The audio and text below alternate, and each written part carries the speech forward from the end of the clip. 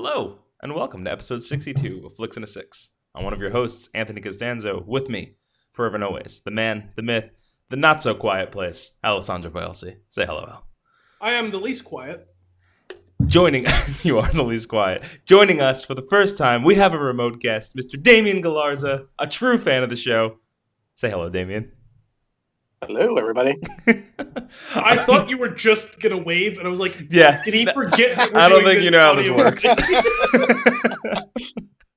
Right I wish before I we did started, Damian did the whole, I don't know what to do with my hands. It was wonderful. Twice in the first 90 seconds, bounding the beginning of the episode. On this week's episode, we're going to be discussing C.G. Bruce, Venom's first impressions, Cowboy Rambo, Captain taking his last bow, and I watch 4 7/8 of a movie traveling across the country, all before we dive into our flick of the week, A Quiet Place. But first, Al, what are we drinking? We are drinking Cigar City Brewing Jai Alai India Pale Ale. Is that how you say it? Jai Alai, yes. Huh. So here's the funny thing. I'm going to now read you the description on the side because this one has a little blurb. Okay. The merry game of Jai Alai provides inspiration for the citrus-forward India Pale Ale with notes of clementine, orange peel, and caramel malt, creating an IPA that's both bold and approachable. So, I read that for the first time right before we got on air here. So I said, let me look up what Jai Alai is on online. I've never heard of the game of Jai Alai. So I looked it up and immediately saw a picture of guys with helmets and shoulder pads and this long curved banana-shaped thing that they use to fling a ball. I was like, oh, it's fucking Jai Alai. I never put two and two together because I've always heard it pronounced as one word.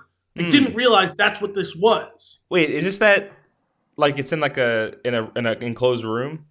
Yes, it's like a much bigger version of like squash or like something like that. Right. There was it a played a lot weapon where they played that? I don't remember. What I know it from is in the first season of Archer when he goes to Miami and he's playing with the Cuban spy. Right. And that's what I know it from. But I've only ever heard it. They pronounce it all in one word, and I've seen it on the can, and it's clearly two words. And I've always gone back and forth. Is it Jai Alai? Is it Jai Alai? It's probably, but I never said it out loud. I'll be damned. It's always been something that I thought or typed. So I've never strung it together, and then I would have figured it out if I had done that. I'm going to be honest with you. In a million years, would not have been able to tell you the name of that game. I had no idea that's what it was called. I know what that was called, but I've never seen it written down. If I had seen it written down, I would have known that's what it was. Right. Huh, crazy. Cool. Have either of you had this one before? I know I've had a couple from Cigar City. I know we did one for the show in the past, the Guayabera. Yep. But I don't remember if I've ever actually had this one. I've heard of it a long time. No. And usually people call it Jai Alai.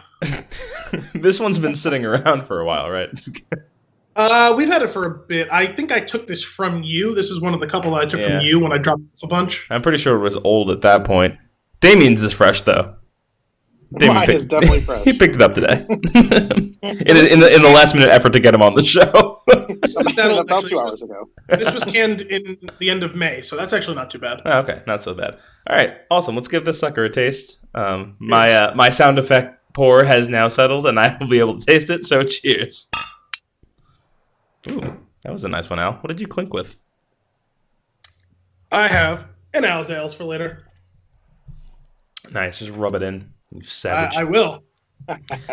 So, ooh, that's tasty. I like that. Yeah, this was much brighter and fruitier even than I expected. Yeah, it's. I'm curious to hear Damian's take because I know he's not a fan of IPAs. I was just going to say, I think you've maybe found the first IPA I actually liked. All right, we did it. Success. That's it, everyone. Have a good night. So you would probably like then some of the New England ones. Not that this is exactly that style, because this is much more inspired by that whole Florida culture that they're a part of there. Mm-hmm. Because how much this is very fruity. They're not typically this fruity, and that's probably why. Because it's got a decent IBU count, 65 IBUs, 7.5% alcohol. But there's got a lot of that bright fruity flavor to it that would kind of blur out the bitterness if you're not a huge fan of it, and it's not overly bitter. I'm gonna get Damian on the New England IPA train. Yeah, I feel like that's usually my problem with IPAs is they're a little bit too bitter for me.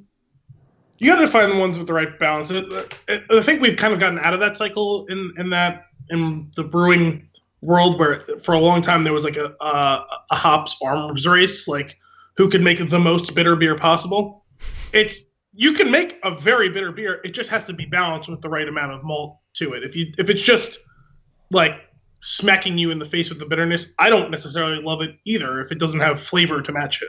Sure. I would say I feel like when Damian and I I feel like we both started having them around the same time, and it was while working in the city, and everything that was thrown at you was just bad. It was just not good stuff. And it's like, why are we doing this? Basically. This isn't good at all. It is something of an acquired taste, but on top of that, there's quote unquote bad examples of it. Even like famous or popular or like expensive like beers, if it's just being bitter for bitter's sake without having the proper balancing, then it kind of defeats the purpose in my book. I would agree with that. Sweet. So shall we move on? Our first story of the week. CG Bruce. If I say CG Bruce, do you know what I'm talking about? I would assume Batman, but I don't know. Well, don't. That's fine. I mean, I didn't expect you to know what I was talking about. I just kind of wrote it down because it was a note that I took from reading something. And I was like, I wonder if that can be deciphered. Bruce was the name they gave the shark in Jaws, the mechanical shark. Okay. Almost had to call him Bruce. Bruce caused a lot of problems. That explains why they name the big shark Bruce in Finding Nemo. Yes. Finding Nemo is what I was thinking of. Got that kid brain. Damian, are you a fan of Jaws? I don't know if I've actually seen the whole thing. Oh, okay. I want to. That's kind of where we were, 6 weeks ago? Yeah, we did it during Shark Week. That was our episode. I don't know if you listened to that one. I don't think I've heard that one yet. Okay. It turns out that it's an instant classic, and the movie holds up, and I absolutely love it. And I'm so glad that we watched it, and I really got the time with it, because now I just want to watch it over and over again, because it's that good. What I came across was Richard Dreyfuss saying that he would be okay with them updating the movie and just re-editing it with a CG shark over the parts where the shark is present. And I thought to myself, that's odd. Why would you be on board with that? Because this movie is really solid, and I think part of what makes it so good is it's still terrifying and it's still gripping, even though the shark is bad. I could see them doing it maybe for select scenes, but it doesn't have to be for all. Yeah, I think they were mostly speaking towards the end. Okay, but still, I feel like it holds up so well. That's something that I would not want to see, and I'm usually like okay with like, yeah, go for it. Do new things. I'm fine with it, but at least it's not a remake. Don't remake it. Remaking Jaws doesn't really make sense. What I am interested in can we do that? Can we find some way to create a list of all the movies that we're just never allowed to remake? You can't touch these. You can remaster them if you find ways that you think maybe some CGI would enhance it a little bit in case whatever. Like not that I like all the changes that they've done over the years, because I certainly don't. But some of them I do like with the Star Wars movies as they've re-released them. If they want to do that sort of thing tastefully to certain older movies that like, hey, this scene just doesn't really work with how shitty effects were at the time. We just did this little thing. It would look so much better. I could be on board with that. But we need to come up with a list of things that under no circumstances are ever allowed to be remade until like 200 years from now. Do you have something that you would immediately put on that list? Well, like, I mean, any of like the old classics. Like, no one needs to remake The Godfather. No one needs to remake Jaws. Like stuff like that. You know what I mean? Raiders of the Lost Ark.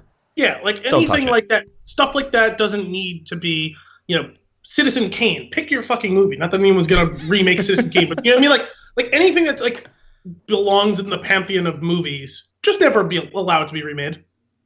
Damian, do you draw the line on any specific movie? I don't know if I do. There's nothing that jumps to mind. I don't feel like you wouldn't care as much. You just like, if it's fun, I'll watch it. Yeah. I feel like you're an easygoing movie guy. I appreciate that. If there's an older classic that you think you can make more accessible by updating it, I'm fine with that. But it doesn't need to be remade. Where do you stand on the updates that they made to the original Star Wars movies? I'd have to see the newest batch all the way through.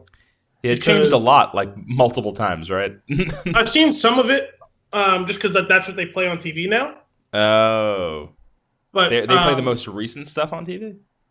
Well, I know they did for the prequel trilogy, because I remember you and me talked about this a few months ago. I saw for the first time in a very long time certain parts of The Phantom Menace, and they added a CGI Yoda. I had no idea they had done that. Oh, right. You told me about that.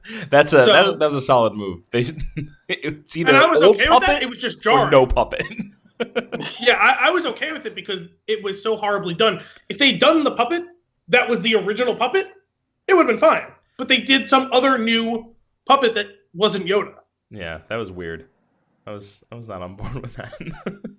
I will say the changes that they made to Return of the Jedi back in the day, when the first wave of changes that they made to it was the first 97 update. I was okay with what they did with all that stuff. Yeah, in fact, that's most of my memories, honestly, because I've seen that version many, many times. So I had seen the version prior to that a lot, and that was the first time that I really remembered doubting my memory, because when I saw the Sarlacc pit, I was like, wait a minute. Does it have a mouth?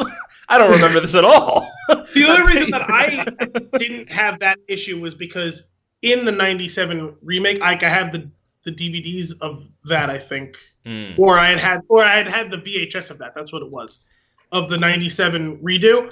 And the beginning, before each movie, they talked about some of the updating they did. Yeah. So they show you the process of them grafting that imagery over the original. So that's why I know it and remember it. Right. But like something in particular that I know that they've done in the newest one, I don't know if it's the newest one or from several years ago, whatever, that I definitely don't like is I despise the edit that they did with Luke falling in Cloud City after he gets his arm cut off. They turn the volume up on the music as he's falling. They trimmed some of the video out, and they cut out him screaming when he jumps off of the thing. And I always liked that. And they got rid of it and made it silent. And I really don't like that. I think I'd have to see it originally again. It's been way too long. The Sarlacc pit was the first thing. Yeah, I do. It's one of those things, like, I think what Anthony said, like, I feel like I need to, like, re-see them, because I don't even remember, like, the different versions at this point. Like, and I know, like, when I grew up, I saw a lot of A New Hope, and I saw a lot of Empire Strikes Back, because we had those on VHS, but for some reason we didn't have Return of the Jedi. So that's probably the one that I saw the least, because I think I saw like once or twice. Yeah, that's because VHS tapes were like $1,000. Exactly. In that scene, like when he does the thing where he like gives up and he drops off the thing, he goes, ah! And it's trailing off and echoing as he's falling. What does he go? He goes, ah! Man. No, but I liked it because it was like the whole idea was he's surrendering to the moment, like come what may, not surrendering to Darth Vader, surrendering to whatever is going to happen to him next in his defiance. And I've always felt that was like a rebel yell in defiance and pain and everything. You know what I mean? And they cut it out. I don't know why. Because they think it makes him look weak. Like I always actually liked that. Without remembering what it was like before and after, I'm willing to get behind you on this one. It sounds pretty good. The reason I remember the old one so vividly, like at least Return of the Jedi, because that was the one that I watched the most. I was definitely a Jedi kid. Was because that was one of the movies that I rented over and over and over again. From where? Damian? Blockbuster. No. Earlier. What's up with Select Video? What's up with Select Video? Yeah, so what you guys might not know is that Damian and I grew up knowing the same exact places and areas, but did not know each other until college. It turns out that he lived not too far from the pizzeria where the Spin Tune was born. I would say what's even better, though, is that you've talked about this in the past, on past episodes, how there was your pizza place, Select Video, and then, like, what was the Desserts Plus? Yep. And, like, you would talk about that, and I'd be like, oh, yeah, I know all of those places except for your pizza place. I, like, literally would go to Select Video, I would go to Desserts Plus, but I had no idea of what Big Al's Pizza was. And then I was like, Damian, what about the train store? And you'd be like, yeah, was that. like, I was yep. like, it was in between that. Look up. It was like there was just like a black hole of whatever was there. So funny. You just We walk could by have every met time so and it's long just ago. like face blindness, like didn't see what it was. And he's like, I go to Pizza Hut. I don't need this. Oh no! We did used to go to pizza. place. So good. Well, that's all I had on CG Bruce. The next story on the list. Let's do a little roundtable here. Oh, you have enough stuff? You weren't clear about how much stuff you had. Four things. I had 4. Oh, okay. Things. Cool. And Let's do it. I don't. Did we ever get an answer? Does Damian have any news or nuggets? I do not have. No, any he's news just or- diving in. Fair enough. Okay, then we'll just alternate back and forth, and Damian can comment as he will. Let's go with a news, because I know it was a joint news that you and I discussed, but I didn't hear it on your rundown. The Deadpool Christmas movie. We discussed this the other day while you were in Seattle. Did you forget? Were you drunk? No. I'm trying to Sorry, remember there's what a it was. Deadpool Christmas movie. Yes. Sorry. I know exactly what you're talking about. Oh, so when he says it, now you remember. No, I knew there was a visual that went with it, and I was like paging through my mind of what it was, and I It's just Deadpool got it. with a Christmas elf hat on. Yeah. What's the rest of that, though? Oh, yeah. I was waiting for everyone to like catch up and like catch your breath. So This is how we do things. yeah, so Deadpool 2 is getting a PG-13 re-release in theaters at Christmas time to take the vacated spot of Alita Battle Angel, which was pushed back, I believe. That movie, On December why was that pushed 21st. back? I don't know. Unless it maybe got moved forward. Actually, in the story, it just says into the December 21st spot previously occupied by Alita Battle Angel. So I don't know if it got pushed forward or pushed back. I feel like But it it's might not have in got that- pushed forward because I saw like some pretty lengthy trailers a long time ago. Yeah, no, there's been trailers out for like maybe going back to last year even. Yeah. Because I forgot it was a thing until fairly recently. Are you interested in that movie? I don't know. I'm gonna say I have no feelings towards it. Yeah, I would say that that's fair. I am indifferent. But anyway, they're doing a Christmas release, and they're calling it The Deadpool Before Christmas, as in 'twas the night before Christmas. And the spin on it is they're going to parody The Princess Bride, in which Deadpool will be reading the story of Deadpool 2 in a more family-friendly version to adult Fred Savage reprising his role as the young boy from The Princess Bride. I will absolutely be seeing this.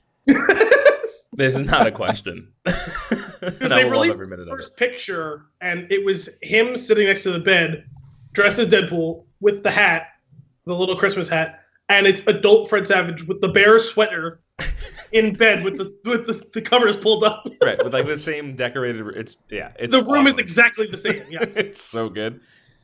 I absolutely want to see that. I love Ryan Reynolds. He is hysterical. It's And funny. I don't know if you saw there's a really wonderful. So are you familiar that he has his gin company, Aviation Gin?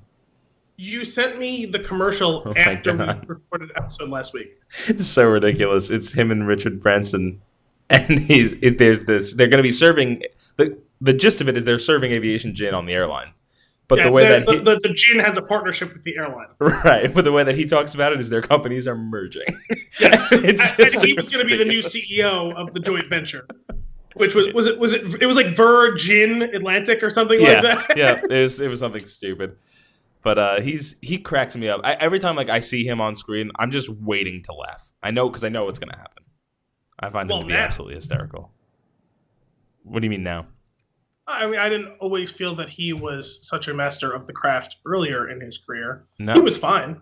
I always found him hysterical from the first thing I saw him in, which was Just Friends, which is one of my favorite comedies. The first thing I ever saw him in, I think, was Blade Trinity. And Yeah, he wasn't was kind of trying too hard, but if you see all of the stories in the years since about the production of that movie, you understand why. Mhm. So I've been willing to retroactively forgive him for that. Even though he did have some funny lines in it, it just was it felt so forced and mechanical is because they were doing a lot of the scenes without Wesley Snipes even on set because he was such a diva. No, Wesley Snipes was a huge diva by the end of his like run of, relevance. And like the two of them used to fight on set constantly because Ryan Reynolds was like, "Hey, we're here to do a movie. Get out of your fucking trailer and come do the shot." And like he was like just being like this huge diva, and so Ryan Reynolds was pissed. And like I can't blame him for that. That's totally fair. Damian, are you a fan of Ryan Reynolds? I am. Yeah, but I don't know the first thing I saw him in, but I do love him in Deadpool. Yeah, One of my favorites. Waiting is another gem. Oh, that's a good one. Yeah. The thing is, Waiting and Van Wilder, I didn't see until several years after they came out. Oh, okay. So my run with him is a little bit pushed back. But even his like 30 seconds in Harold and Kumar are like my favorite 30 seconds of that movie. Yeah, but when I saw that movie, he wasn't a thing. Like I didn't even know who he was. That's fair. Love the man. Love it. Actually, I'm going to trail on that Blade comment from before and skip ahead to one of my stories, which was the 4 movies and 7/8 of a movie that I watched. I went to Seattle. I did mean to follow up with you on that. What is the 7/8? We'll get to it. So we went to Seattle this past weekend, and there was a museum of pop art. And I sent Al a bunch of pictures from there, and he was very curious as to what I was doing. Because I didn't send him any explanation. I just sent him, like, the alien from Galaxy Quest. Yes. What else did I send you? I forget. But, yeah, no, I remember Saris from Galaxy Quest was one of them. And I think I might have sent you the T-1000. I'm not sure. I'm going to bring it up and scroll back, if my messenger app. But the reason that I'm jumping to this story first is there was also the entire Blade outfit behind glass, and it was really sweet. They had some really awesome movie paraphernalia. It was probably the best that I've seen since I went to the Museum of Moving Image in Queens, which had a lot of really dope stuff. But some cool things going on there. Oh, I sent you the Princess Bride stuff as well. Yes, there's been a lot of Princess Bride the last couple of weeks. It's been coming up a lot. that was like the day after you sent the Christmas thing, right? Yes. Yeah, so weird. It's weird how time works. All of a sudden, everything you're talking about seems relevant. It's really strange. But anyway, 4 and 7/8 of a movie. So on the way there, I got 3 whole movies in. Nice. Okay. We watched Love, Simon, which was fantastic. Yes, I remember seeing trailers for it. I didn't see the movie. The main character in that, I don't know if Damon, I think I made you watch this. Kings of Summer? Yes. Yeah, so the main character was from that movie. He was also in Jurassic World. Oh, that's a movie that the friend of a friend wrote? Yeah. Yep. So watch that one, and it was wonderful. Watch The Perks of Being a Wallflower, which was great movie. Yeah, really, really enjoyed that. And then I needed to come down from that emotional mess after watching that. And that movie is a roller coaster. Yeah, it hit you. It hit you hard. But the next movie that I watched on the flight was Heavyweights. Are either of you fans of Heavyweights? Was that the Ben Stiller in the 90s? Yes, it was. He was. It's basically the character that Ben Stiller plays in that movie is the premise for his character in Dodgeball. Yeah. So if you haven't seen that movie, it is imperative that you watch that movie. We have to do an episode on it because it is so good.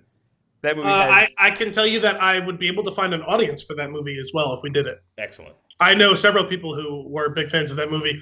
I saw it once as a kid. I don't really remember it. That'll be our first group. That'll be our live episode. Audience participation. Man, that movie kills me. It's so funny. Ben Stiller is just out of his goddamn mind in that movie, and it is great. That is the perfect way to come down from a more serious topic. So those are the 3 movies on the way there. Okay. And then on the way back, I watched Tag. Okay. Did you guys get to see Tag?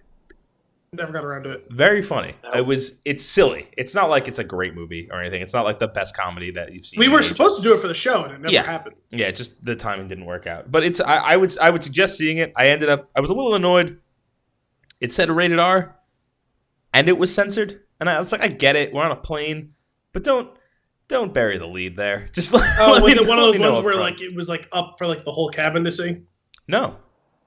then I don't know why it should have been censored. I don't either. And you know what? Even worse. This really, you know what really grinds my gears? So on the flight there, we were on JetBlue, and you have this screen, right in the seat in front of you. Great, 1,000 movies. Went through the whole Netflix scenario of like, what are we gonna watch? There's so many options, and then still managed to see 3 movies, which is great. On the way back, we took Alaska, and there was no cabin screen, there was no seat screen. You just got this free connection to their Wi-Fi, and you had to use your phone. Even more of a reason why it should not have been censored, or I should have had the option. Yeah. And there's like nothing really dirty going on in the movie.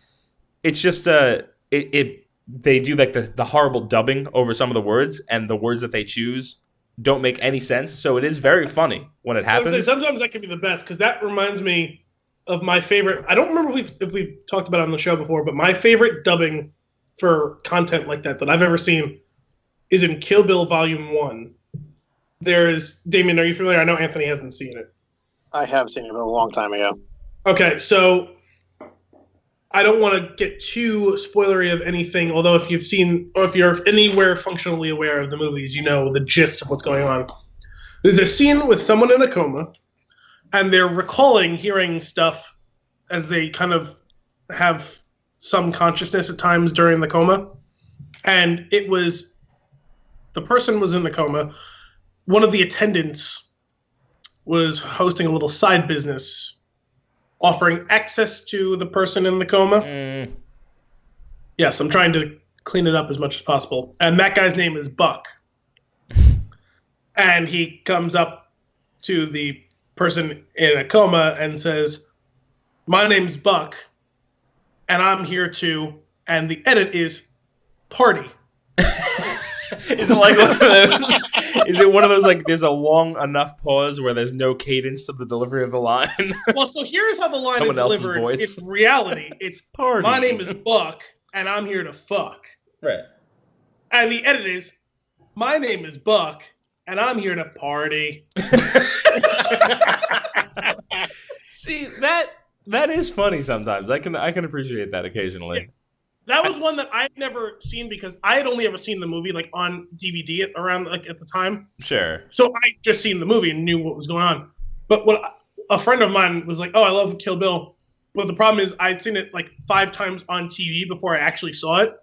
Mm-hmm. And there's an edit where he says "party" instead of "fuck," and it's been a long time since I'd seen the movie, so I was like, I have no idea what you're talking about. So we found the clip online, and I was like, "Oh my god, this is amazing!" That's good. Yeah, edits can be fun. Edits can be fun. Though I think I feel like it's TBS that tries to have more of the edgy comedies, and they can't. And that's like usually where you hear a lot of ridiculous dubbing. Yeah. But yeah, that just bothered me. It's on my phone. I just couldn't. I was just like, let me see it. My headphones are attached to my phone. Nobody else hears this. It said rated R when it started. Like, who are we kidding here? Well, that's why I was wondering if it was like the cabin movie, because then it would make sense. I would understand that. I'd be fine with that. Perfectly fine. Acceptable. But this was not. Anyway, the movie is funny. I do suggest seeing it. Like I said, it's not groundbreaking or anything like that. It takes an emotional turn, which I was not expecting from a comedy, but like an over-the-top comedy. But it's worth a watch. And the Nick Miller playing Nick Miller is great. I'm always here for it, so. Well, Nick Miller playing High Nick Miller is great. So that was the 4th movie I watched. Now, I watched 7/8 of the new Tomb Raider movie. So how was that? It was okay. I mean, as good as I could have expected it to be. Although the movie ended 7/8 of the way through.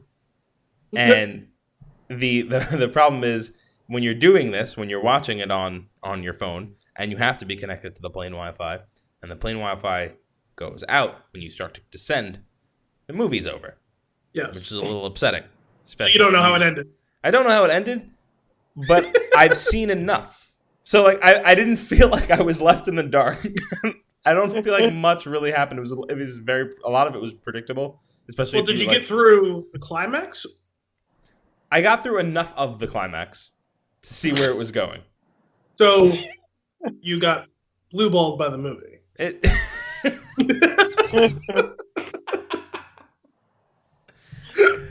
Yes. What really grinded my gears about that one though was there's so much time between the descent and getting to the gate and getting off the plane where I could have finished that and probably watched like an episode of a sitcom, right? Like that's how much time passes. So I was like, oh, it's like the spinny wheel came up and I was like, oh, that sucks. Yeah. I'm not gonna watch the movie again. I'm probably not gonna go through the effort of finding it somewhere and fast forwarding either. I've seen enough. I feel like you could probably go on YouTube and just find the last 10 minutes. The thing is, I don't think I need to. I think I got it. I think I see where this is going. I know who's dying. I know who's not dying. I know that there's definitely like a storyline, like a thread that's just not going to get resolved because of the amount of time that was left and the fact that we haven't revisited the character in a while. Well, so, I think they set that up for a sequel, right? That probably. I mean, the intention of those movies is always to make more of them, right? Yes. So anyway, but we land and it's like, okay, no big deal. Whatever. Kill a few minutes. We'll get off the plane soon. And as soon as we land, the guy next to me, very funny guy sitting next to me the whole time. And we land and he goes, looks at his phone and turns to me and he goes, my colleague just texted me. And he's like, you're probably going to be a little delayed coming to JFK. He goes, Delta Airlines wheel caught on fire. I was like, oh, yeah, I can see how that will naturally just affect every flight coming in, right? And he goes, when he said that, I was like, yeah, we'll probably be delayed. And he goes, I didn't expect it to be right there. And he points down the window and the wheel is on fire. Oh, good. And the captain's like, we're going to turn the engines off because we have to be towed in because they don't want the engines blowing the smoke around. Fair enough.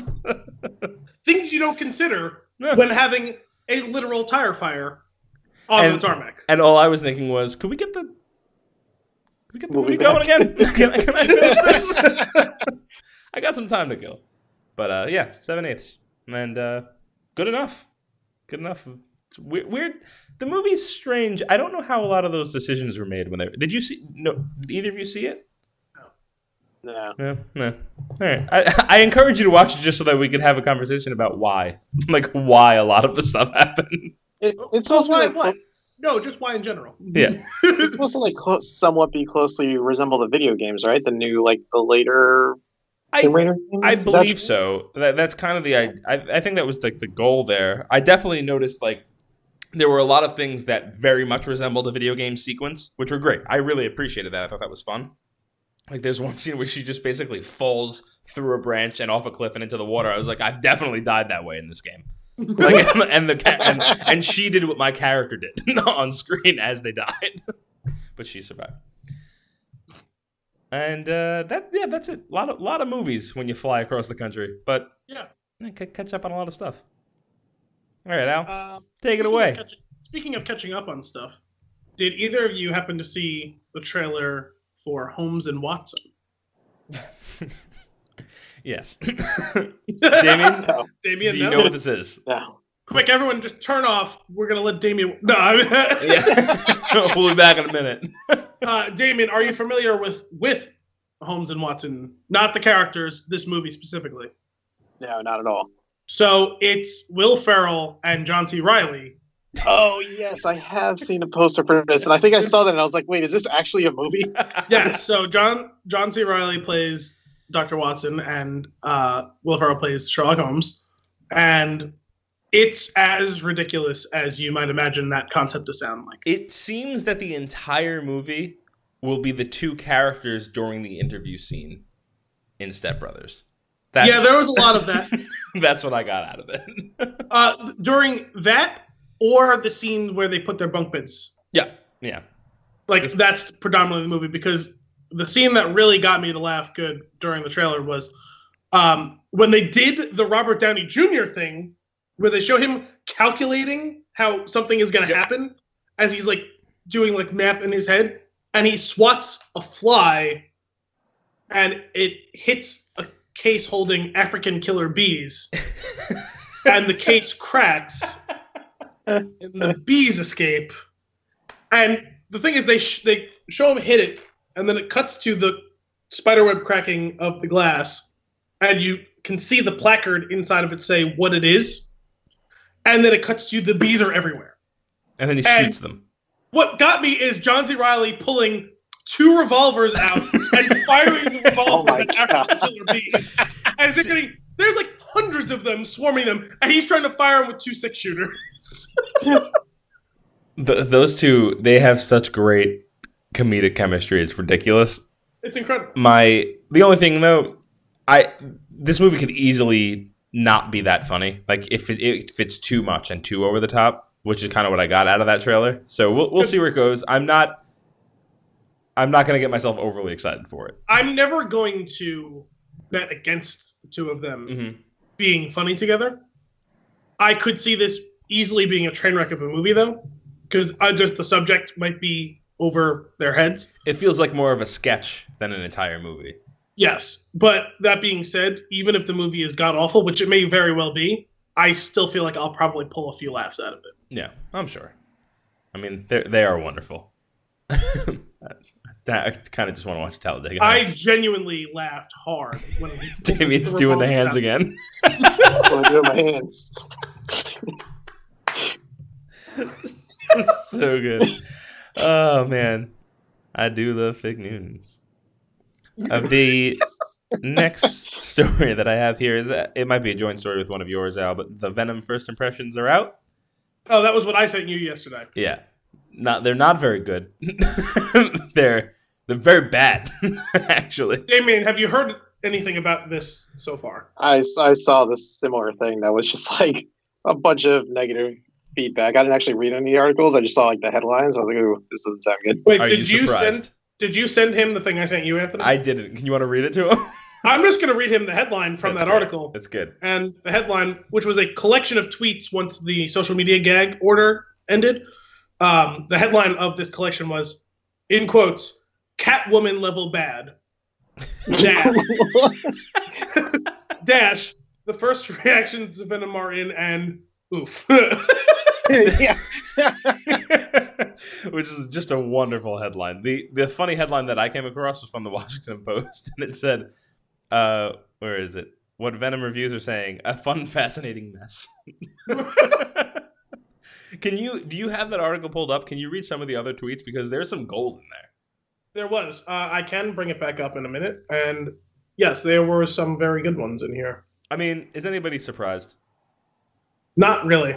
No. Are you still going to see it? So this is how I experienced it. I remember us talking when they first announced it, and I was like, eh. Mm-hmm. And then they started to take shape a little bit. Cast Tom Hardy is like, okay.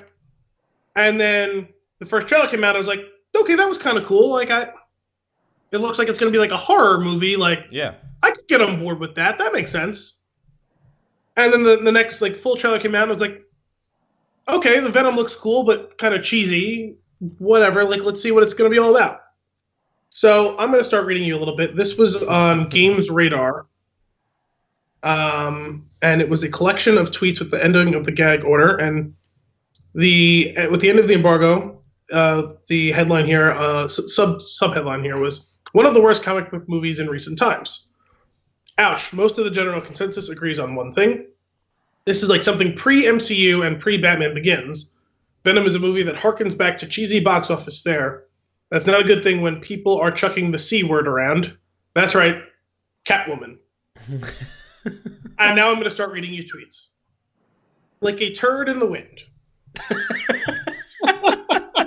Social embargo for Venom is up. I talk about this a lot in my review, but this is a movie that somehow slipped through a wormhole from 2004.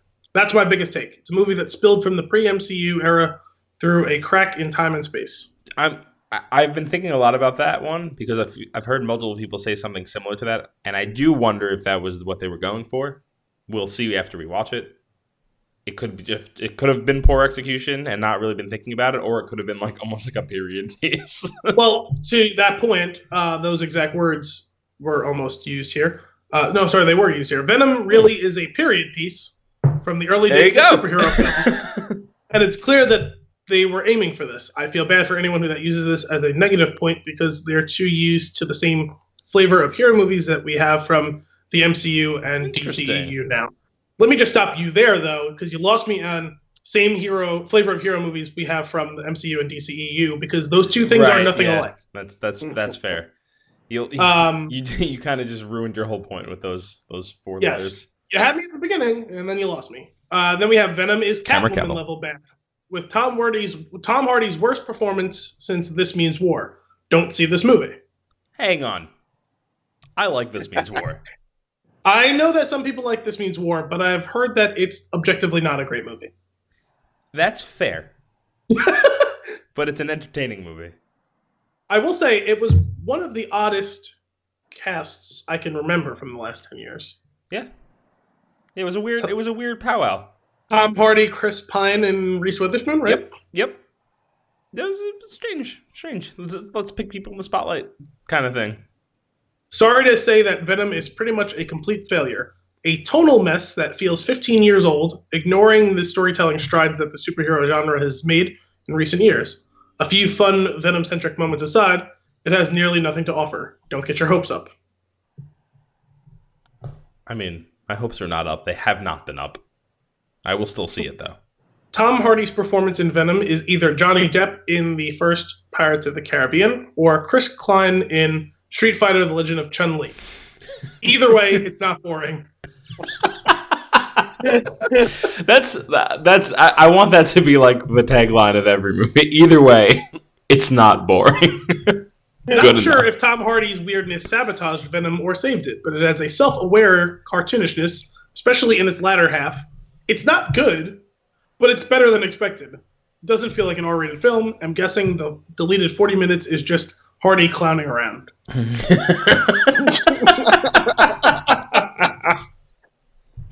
That's wonderful. Hang on, wait, this one was pretty good. Significant chunks of Venom don't work at all, but there is some serious charm to the Eddie-Venom relationship. Not sure I had the intended reaction to some scenes, but fun is fun, even when it's totally ridiculous, right? It's too bad they didn't go for the R rating, though. Mm.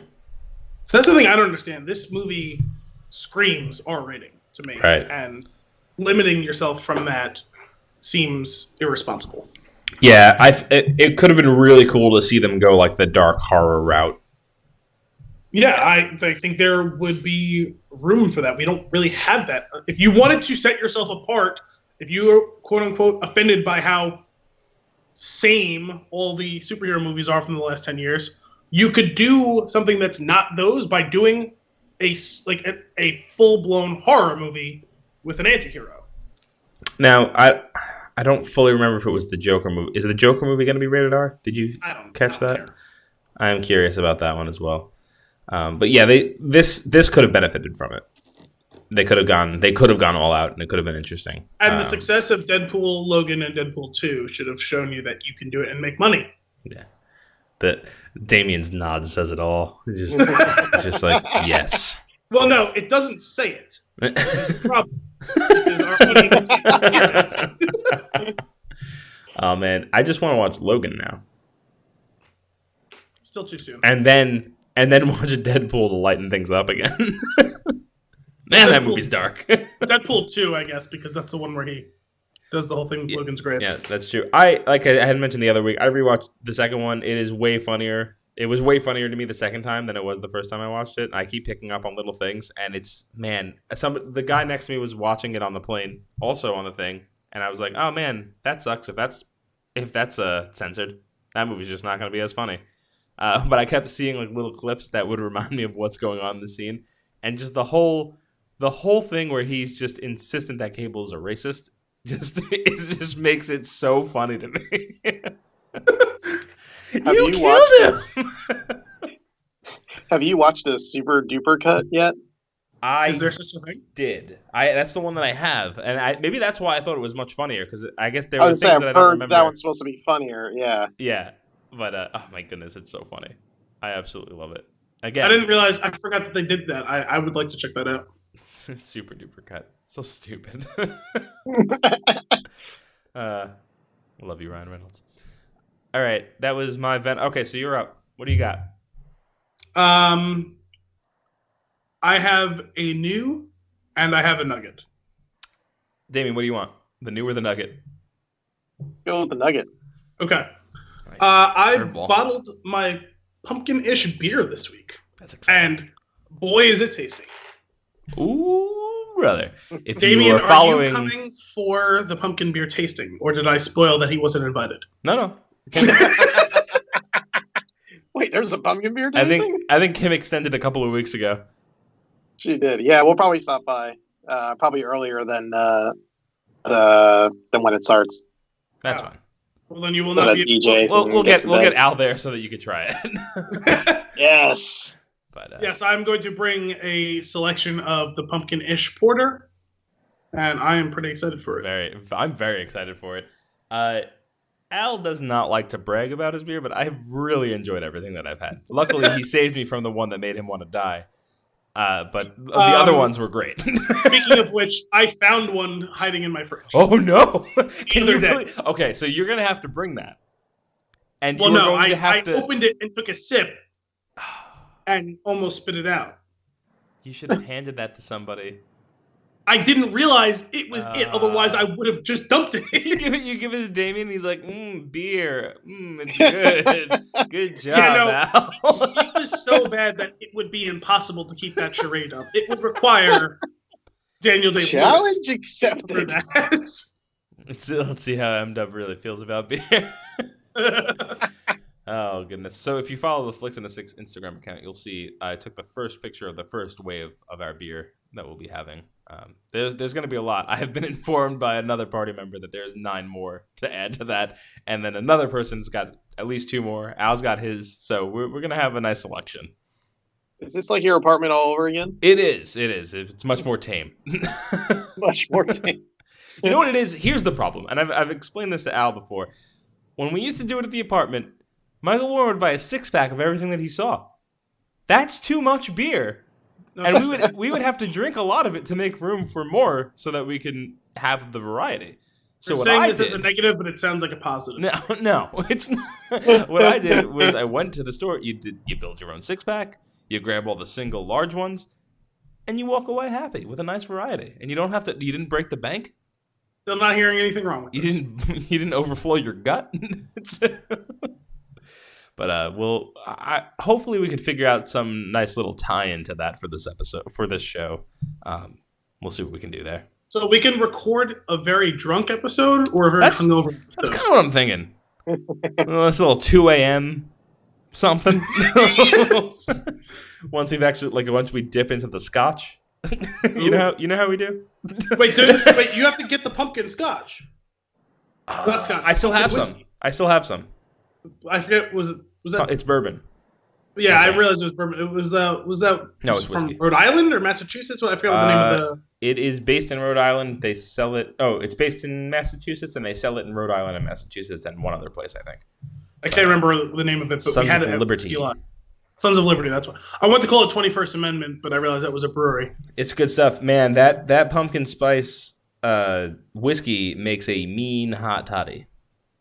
Tell you what, it is. You're feeling sick. You're not feeling sick anymore. It's just so good. Sleep like a baby. You have a delicious treat right before you pass out. It's wonderful. It's wonderful. I've never had a hot toddy. I'm gonna make you one. I think you'll like it. Hot toddy, good winter drink. Good sick drink. Good sick drink. Real good. It's just like one of the you're feeling feverish. You're feeling gross. You know it's coming. It'll cure you. The next day you'll be like, "What happened yesterday? I feel fine today." maybe it's the lingering effects. In the 1700s, they used to pour brandy into your mouth and then onto the wound, and then they would chop your leg off at the knee.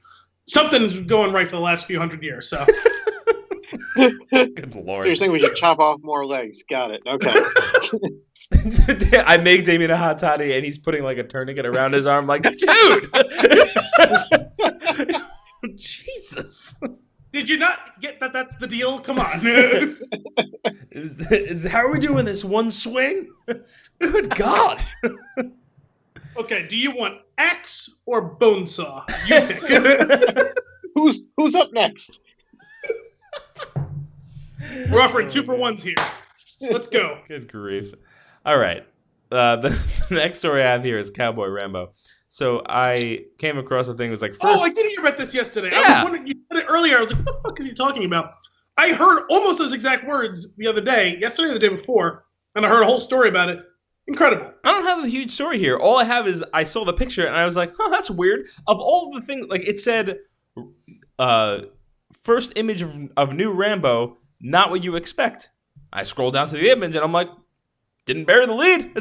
I definitely did not expect that at all. And it's just him. He's got like a plaid shirt, the jacket, the cowboy hat. I'm like, what's this movie about? Where's this taking place? How's this going down? Are you guys fans of the original Rambo stuff? I saw First Blood when I was younger, and I don't remember it that well. I remember parts of it. Yep, I'm in the same boat. I did see that the latest Rambo movie though. I saw that. Don't really remember it. Wasn't memorable, other than him tearing that dude's trachea out. Yep. I remember that. Yeah, spoiler alert. People die in the Rambo movie. All right, relax. No, it was the very slow motion tearing of the guy's trachea. Not great. Okay. Damian, are you a Rambo fan?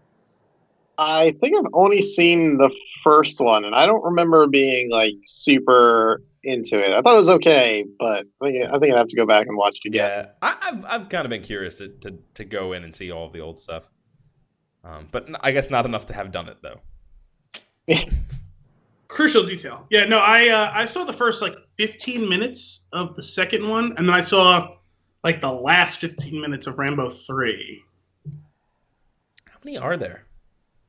4. I think it's First Blood Part 2, and then Rambo 3, isn't it? Yep.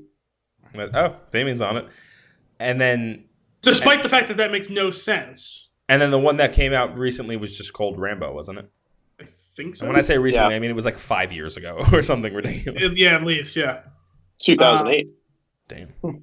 Oh, damn! What? That's twice as long.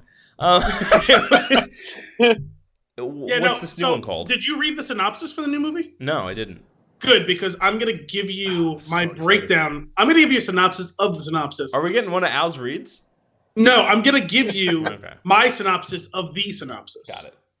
It is part Man on Fire, part Taken, part Rambo, the sprinkle of city slickers.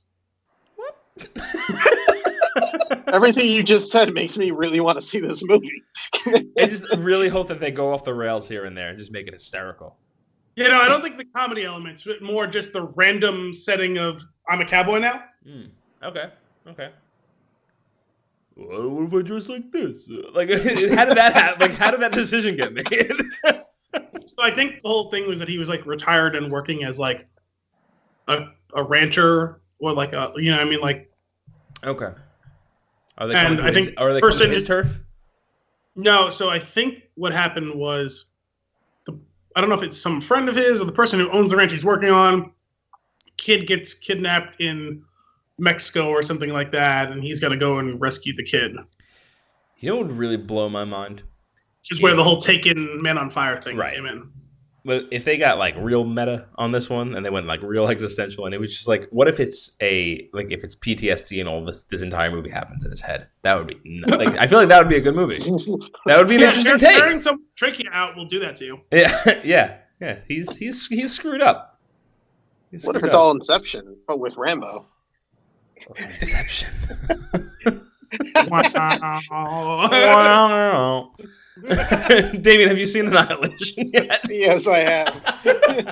I was gonna do that, but then I was like, well, no, he literally said Inception, so I'll use the Inception noise. Bah, just dark ominous tones. We always come back to it. My last story here, not really a story, just a confirmation. Chris Evans' take is done. He wrapped his final scenes as Captain. It's over, and though I don't really care, as I've mentioned before, I don't care for him as Captain America, or I don't really care for the character, whatever it is. It still made me a little sad. The end of an era, man. Yeah, it really is. It's just, I didn't expect to feel that way. I read that, and I read like his tweet, and I was like, oh, well, that's it's like 8 years. I was like, I don't care what it was. Anything that was 8 years long, that's a long time. That's just good for him. Good for that last performance that we saw, because I was very happy with it. I can't wait. One more. What's that? you'll still see one more. So. I will still see one more. Hopefully, he has just as many lines. But come on, I mean, he did deliver them well. I just love. He just didn't give a fuck anymore. Like that's like he was just like, I'm done with this shit. We got to save some people. Like that. It's like I'm not gonna have this conversation. It doesn't matter. Which is pretty much how everybody feels about politics right now. So it was really cool to see in a Marvel movie. Moving, I don't have it. That's it. That's the last of the notes. I think we wrapped up your nugget. Yes, I have one final new. Ooh. Wait, so you had news before? I said I have a new and a nugget. We did the nugget, and then we did two of your news. I picked the nugget. You said I could pick, and I picked nugget. Didn't we? Oh, okay. Oh, then I jumped ahead of you. I jumped ahead of you after Rambo. I should have given you the new in between. It's all right, because the new is possibly somewhat juicy. I think you'll enjoy it. So we have the first look at the Star Wars TV series, which was titled this week by Jon Favreau. Did you see that? I didn't see the title. It is titled The Mandalorian. Ooh. And there is a picture of a Mandalorian. Is this the live action one or This is the live action one that Jon Favreau is running. So I'm going to read you this story. It was picked up by a bunch of people. This story is off of Polygon. First look at Star Wars. What? I like their website. It's solid. First look at Star Wars TV series, The Mandalorian. Lucasfilm announces series directors, because there's going to be a bunch of directors doing the first season. Lucasfilm revealed the first image from The Mandalorian. It's a picture. It looks kind of like he's walking through Tatooine, like in Mos Eisley. It's a picture of a Mandalorian with the classic helmet with that imagery. Looks like he's got a rifle on his back. Or she. Honestly, I don't know, because you can't tell if it's a man or a woman, although it seems more like a man. Lucasfilm revealed the first image from The Mandalorian, the live-action streaming series set in the Star Wars universe, and announced an impressive list of directors who will help bring the series to life.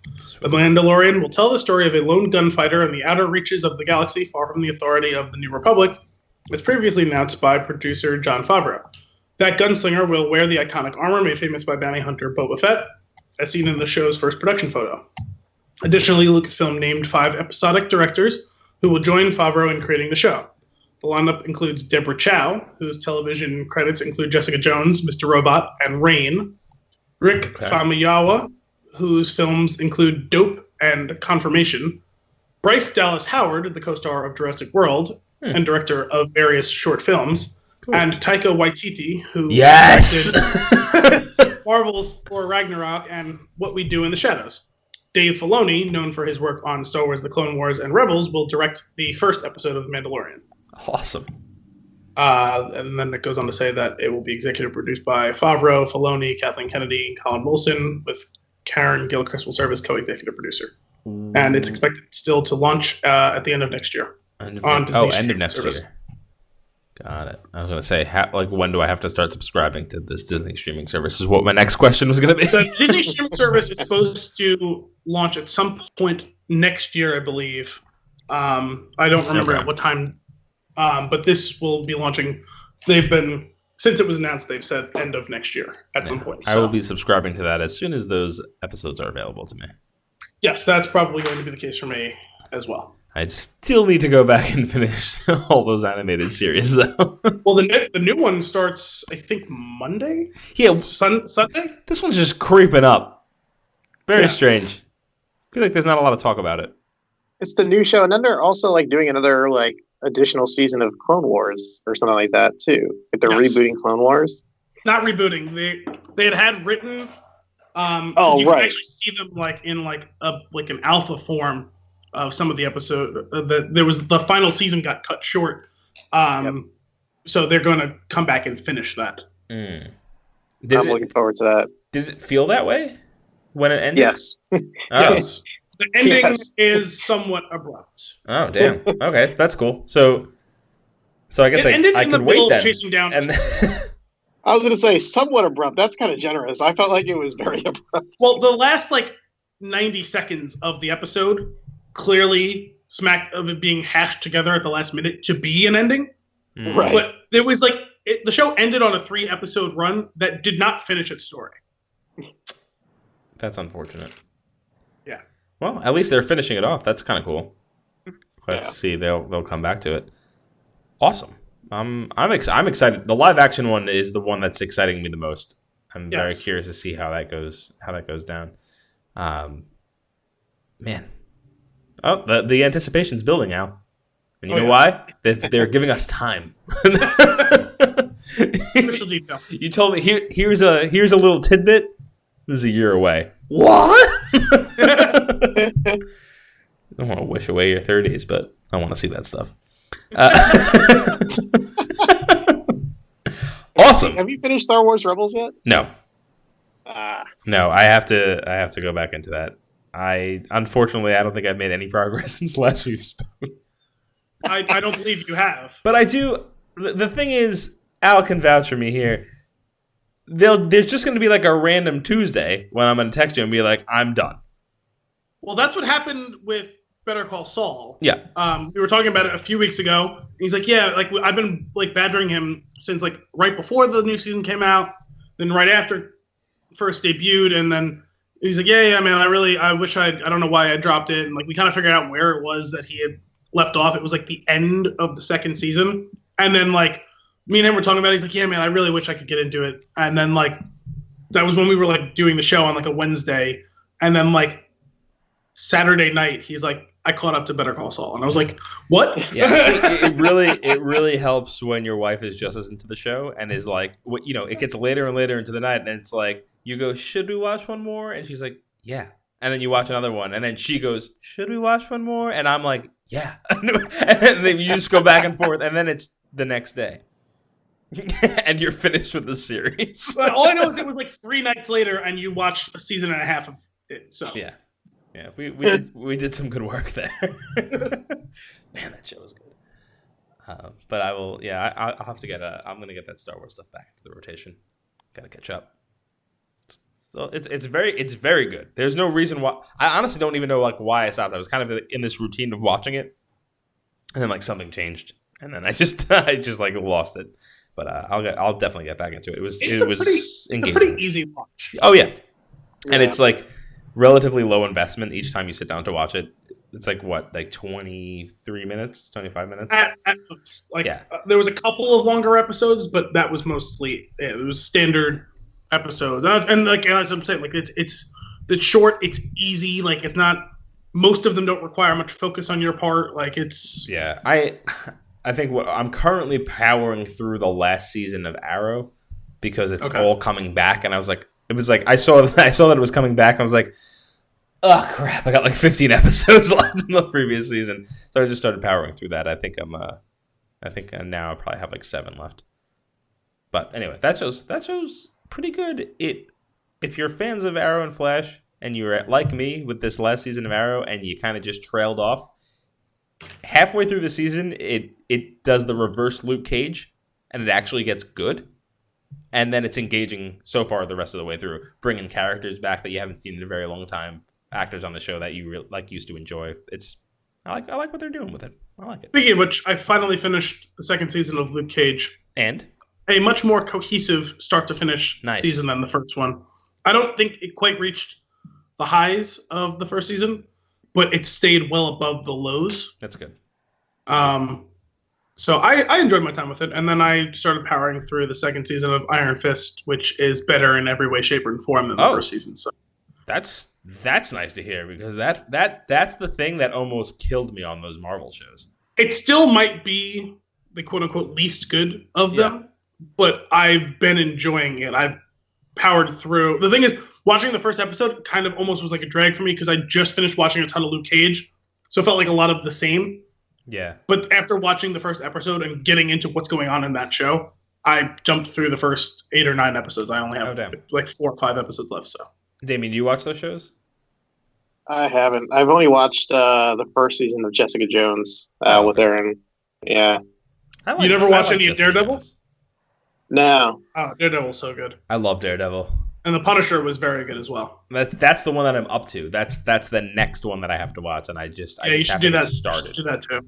Yeah. Yeah, Punisher looked interesting. Daredevil also did. It felt like we somehow jumped into the middle, like got into Jessica Jones, and it felt daunting because it was like all these other shows, and I was like, I don't even know where to start. I was like, oh, whatever. Daredevil is far and away the best of them, and the Yeah. Punisher probably is the second best. And the new season of Daredevil's out in a couple of weeks, I think. Yeah, a which week or is two. why I really need to watch Punisher. Yeah. I feel like that's going to tie in. Oh man, but the last thing that I saw was the Defenders, and didn't like that. Well, what you're getting into next will cleanse the palate. What's that?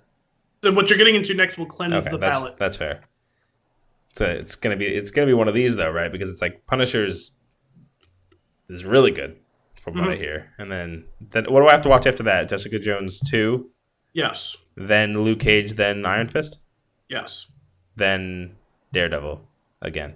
Yes. So I'll have those three. Well, I'm sure I'll probably was Jessica Jones' second season good? Yeah. Yeah. Okay. I really enjoyed the first one. Some people kind of complain about it. I actually liked it better than the first season a bit. I do think you need to spread that show out a bit. You can't be doing too many episodes in a row in a week because her character can be annoying as hell. But yes, she's supposed to be. So yes. like, yeah, she's supposed to get under your skin. Yeah, so like, you got to spread it out. Well, the thing is, the villain in that was excellent. Okay, cool. And that is a little less so the case in the second season, but I think the whole... Oh, I thought you were saying that in the second season the villain was excellent. No, the first season. Yeah, the villain was great in the first season. The second season, I think, may have been a tighter production. Felt like more cohesive. Overall product. Yeah. Because a lot of the extraneous stuff that wasn't specifically about Jessica or Kilgrave, a lot of it I could have just done without. Right. So I cared about more of what was going on at all times in this season. But it didn't quite reach the highs of the best of their relationship butting heads. Gotcha. Cool. Yeah, I'm very much looking forward to getting into the Punisher. I'll have to finish Arrow. It's my current focus, and then I'll go into the Punisher. Nice. All right. Any other stories before we get into our flick of the week? No, I don't think so. Cool. Damien? Nope. You're ready. This guy's ready. He's been ready for this movie. Damien's been asking for this movie. He was about to start harassing Al for us to do this movie. I was so confused when you sent me... Actually, we do have one more thing to discuss. Oh. You sent me that text yesterday that I thought you pulled off of one of our accounts. Someone getting on you online, and then you're like, "Oh no, this is Damian." I was like, "Oh, okay, cool," but it wouldn't have been outside the realm of possibility that it was someone contacting us because we made international waves last week. That's right. We have fans in Germany now, specifically the brewery of the beer that we did for last week's episode. Prost. Nice. In case those of you, well, I don't see how any of you probably would know about this, but Anthony posted the episode on Twitter, as he often does, always does, after it just happens when I publish it. Yeah. So it came from his account, and, I retweeted it and everything, and so then Anthony sends me a text at 2 a.m. You were in Seattle. Yeah, I was going to say, so that's my bad. 2 a.m, I see it, wake up in the morning. What? That's my bad. No, it's okay. I didn't see it until then. It didn't wake me up. I didn't see it until I woke up in the morning. Hey, check out. Actually, it was like super cryptic how you said it. It was something like, hey, check out like the episode on Twitter. And I was like, oh, what? I have no idea what you just said. I didn't say anything. Okay.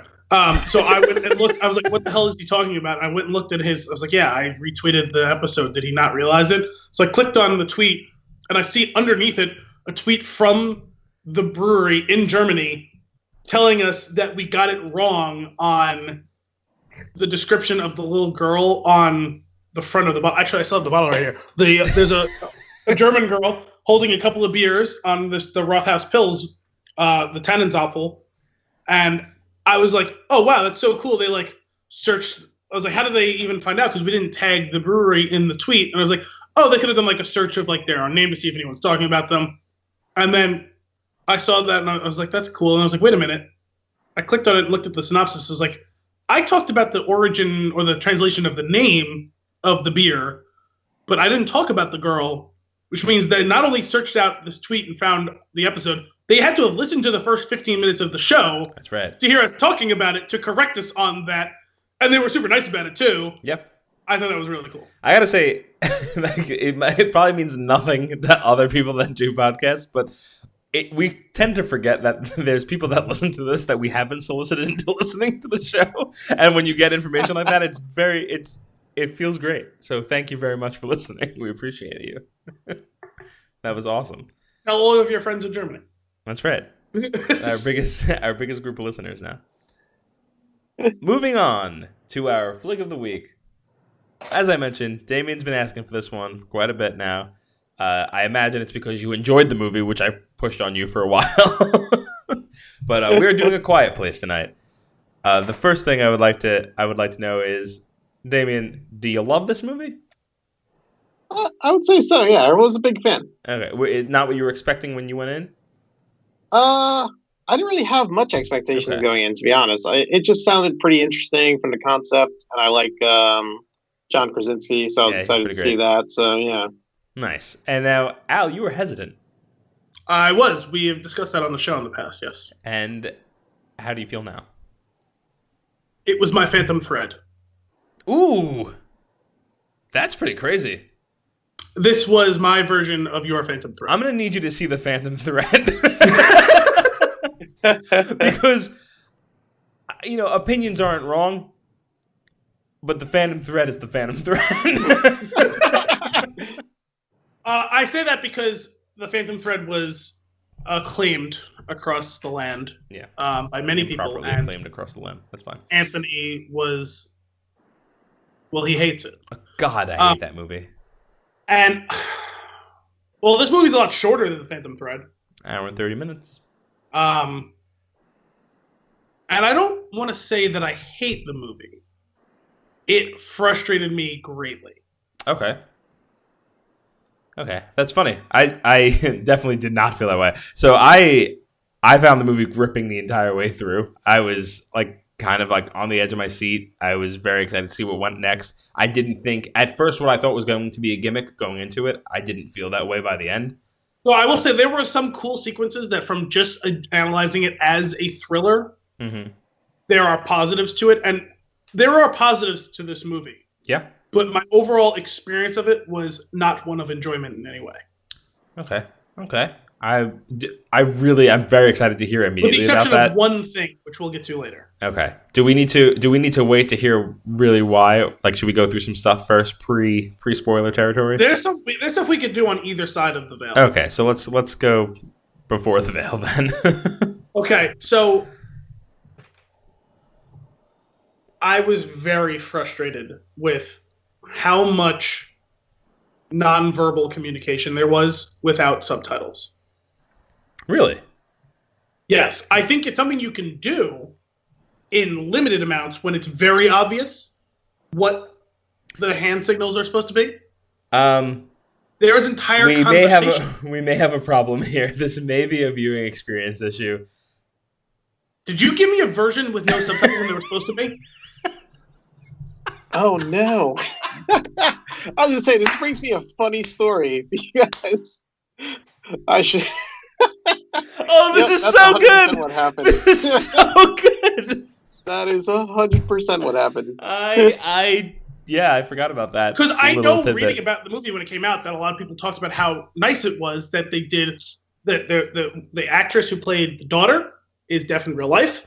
That they did sign language and this and that. I was like, oh, you know what? Not only does that make sense for the setting, that's a smart hook. It's cool that they did it and that they made it accessible to show the accessibility with all of this. But you can't have a 90-second conversation between people. Yeah, they with no didn't. Fucking way to tell what's going on. That didn't happen. Yeah, that would have made a lot more sense. Wait, hang on. Because what happened was I'm sitting here ready to throw shit at the screen because I'm like, do you know how many other ways that they've handled this better in other movies where it's I watch foreign language films where they speak not a single word of fucking English. They put subtitles the whole goddamn time. I'm cool with it. I don't care. I wish you would have said something during it. I would have been able to help you out there. Yeah. I didn't feel like texting you at 1 a.m. last night, so. I was watching Arrow. You didn't know that. Okay, so Fun fact. Al was watching this movie on Plex. We were just letting him watch it so that he can do the show. And when you watch a movie from Damian's Plex, you do need to manually turn the subtitle channel on.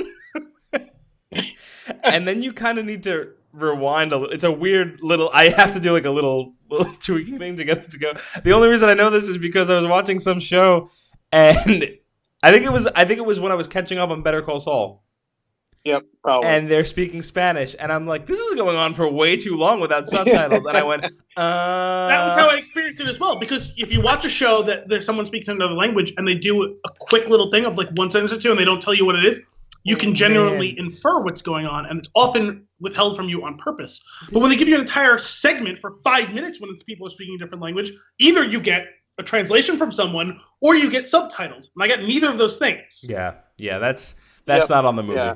Yeah. I wouldn't have known that. What's funny is I was going to say, I had a funny story where when I bought the movie on 4K Blu-ray and I put it in, I ripped it to Plex and I went to watch it. And I was like watching it for like 15 minutes and I was like, I feel like there should maybe be subtitles here. And I didn't have any. That is amazing. And then I was like, I'm going to stop the movie and put the disc in. And I was like, yep, there's supposed to be subtitles here.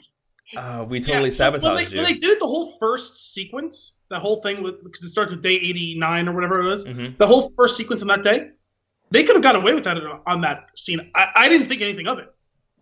Because all of it was quick stuff. I totally buy in with this. I think the majority of that scene is without. Yeah, so I was fine with that part of it. It was only when they got to a couple of scenes later where there's a full conversation between two people for like a long time. I was like, I don't fucking idea what they're saying. I don't know sign language. I think that's when I stopped the movie and went, I need to put this disc in and see if there's actually subtitles. Now, listen, this would have made me hate the movie. Well, again, I don't want to say hate. This would have made my enjoyment of the movie slightly more. It's not the only reason why I don't like it. There's a lot more wrong with it than that. We'll see about that. This is really funny. That's really unfortunate. But that just clears one thing up. The Phantom Thread is still the worst. All right, so going. Can we talk about any? Yeah, that's amazing. I can't believe we set you up for failure like that. That's so funny. I did not sleep well last night because I was very irritated. When you were as you were saying that, part of me was like, weren't there subtitles? Like I'm having this inner monologue. There's subtitles during that movie. I remember there's a certain line in the movie that I absolutely love, which is not spoken, and I was just like, oh no! I wouldn't know. So there was the thing is, I was looking up some stuff because I thought I missed something, and that will be something we get into later. And I don't think I did, but I could be wrong. Because what happened was I did watch all but the last maybe 15, 20 minutes of the movie last night. I finished the rest of it earlier this evening. So it could be a case of I just forgot last night before I turned it off. Something went on, but there's a very serious plot hole in my mind. One of several. Okay. But it was very frustrating to watch. But I would not have enjoyed this movie even with subtitles. I just would have enjoyed it more. Okay, I'm curious to hear what those are once we lift the veil. But there's a couple things that I need to cover first. The first one is if you're not familiar with this movie, the premise is that there's these alien monsters that will destroy you if you make sound. That's it. That's what's going on. This is the world we live on. We're 89 days into it, and the movie picks up. We're about a year after that, or close to, probably. Just a little. It was 380 days, yeah. I think. So, and that's basically it. We don't really know anything about these things. We know they came from outer space, and we only know that through like clippings in the background of newspapers and things like that. If you really focus in on them, which I actually liked that. I did. Was cool. I liked that as well. And so you can't make a sound. That's the goal. And I mean, maybe it's a little bit of immaturity on my part, but I was thinking like we got about 30, 40 minutes into the movie, and I'm thinking, has nobody had to pass gas? Like, especially with they're eating some pretty healthy stuff that would have actually probably caused some too. Like, and I just that's a common online question around this movie because I saw that in my tackling of other things that I was looking for. And it's not a huge problem for me. It's just something that it is something that made me stop and like change what I was thinking about while I was watching the movie. I was like, there are so many things that could have easily gone wrong. And then as I was thinking about that, somebody got this when I saw this in the theaters. Somebody got up and went to go to the bathroom, and like they must have had something like keys or something hanging from their belt, and it hit the metal pole that separates the seats, and it went ding, and I turned to James and I was like, he's dead. And and that's like everything that happened. Like every time somebody like opened a wrap or something, that's all I could think of. And then it was a joke going into the movie. I had read a lot of stuff about like people being like, oh, like they felt like weird eating their popcorn. That was a real thing. It was supposed very to uncomfortable. be a big thing about the experience of watching this with people, especially because of the way they said. One of the reasons they chose to do completely no subtitles, completely silent in the first scene is that they knew people. That's what you do when you sit down. You fucking people getting late. They're opening shit and making a ton of noise. Yeah. So they want to further, because obviously as the movie goes on, they open up the amount of sound later on. Yeah, it gets louder and louder. That's the oh my god. Yeah, but yeah, every time you crunch, you did you do the slow crunch. Like there's times in movies where it's quiet and you want to bite. You want to nibble. Yeah, I've been doing it this whole episode. Have you guys been able to hear it? Yeah. But you do that. You just do the slow like you're chewing down on it. But it's very apparent during that. But yeah, every move people made, I was like, you're done. What about a sneeze? That's the other thing that I was thinking of. A fart, a sneeze, and then I took it a step further. A D'Amico sneeze? You'll kill the whole colony. That's.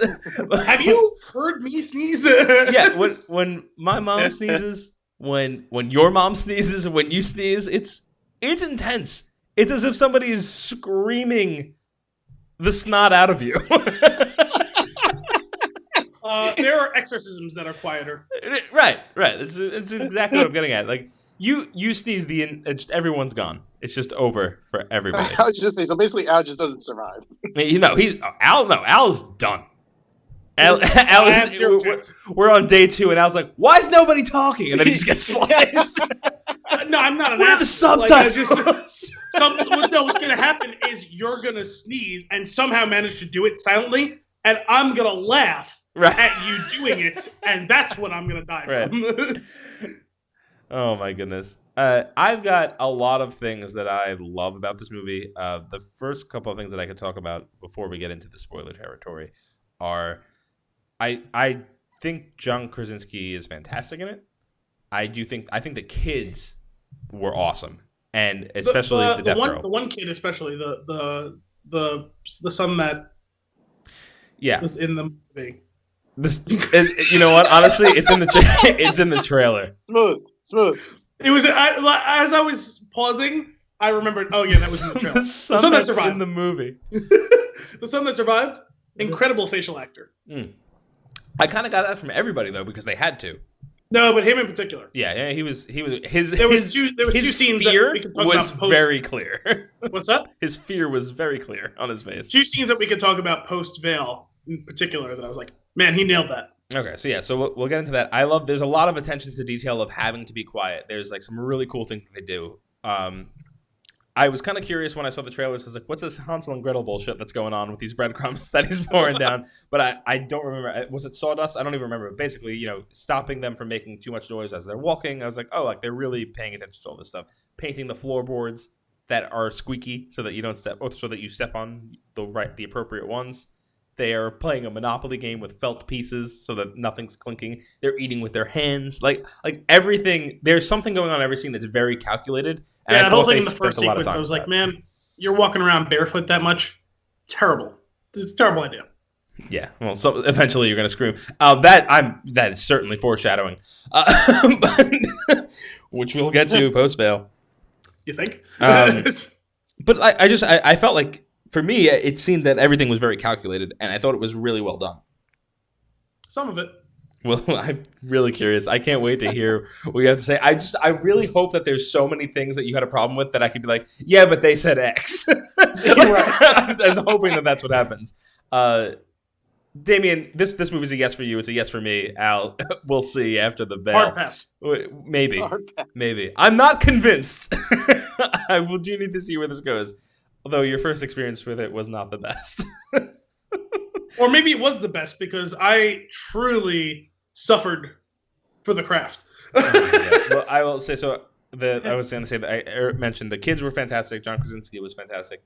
But Emily Blunt kills it. She's like just a force to be reckoned with in this movie. This is my favorite performance of hers because she said the least words. Ouch. I keep telling you, I don't like her, and I don't know why. Part of it's her voice. Which there's nothing she can do about that. I don't have that aversion. I actually think she's. I don't know why fantastic. she irritates me. And there's a couple of scenes that you probably have seen in the trailer. One particular in the bathtub, which is absolutely terrifying. And that whole thing is like, if you're not like, you should be so far off the edge of your seat that you fall. Like that's how absurd that whole sequence is. And it's just like, it's horrifying. It's craziness, and it's just giving birth when you have to be the most silent does sound horrifying. Yeah, that was a goddamn mess. But anyway, I really did enjoy this movie, and we'll get into this, in the spoiler territory. But there's, as good as I like the entire movie, there is a sequence towards the end of the movie that makes the entire thing for me that I absolutely love, which we'll get to post. Was it the Martha scene? Martha? There's a Martha analogous scene in this. We'll see. Anyway, anything else before we get into spoiler territory? No. That's two yeses and a no. I'm going to do my best to turn it into 3 post-spoilers. But here we go. The veil has been lifted. We're in spoiler territory. Al, please. Please, just take the reins from here. I gotta know some of the things that happened for you. This is so unfortunate. So everyone and everything in this movie is stupid. With the exception of one thing. The box that they created for the baby was brilliant. And it was an excellent bit of storytelling, and that I was very confused why they had a canister with a breathing mask that they put into a box. You call it the box they made for the baby. I call it the creepy air coffin. Either way, it was brilliant, but... It was the only smart thing they did the whole time. Damian, how uncomfortable does that make you being a father? That was pretty terrible. Even just the fact that she was pregnant, I was like, yeah, this is not going to end well for anybody. Yeah, we're all dead. Yeah. So, I mean, let's just talk about the stupidness of having a child in this scenario. Stupid, but we all knew that before the movie ever came out, just from the trailers. So neither here nor there. I'm going to pause on that one. No, I understand symbolically what it's all about. I get it, which is why I think why they did it. It is probably stupid this early.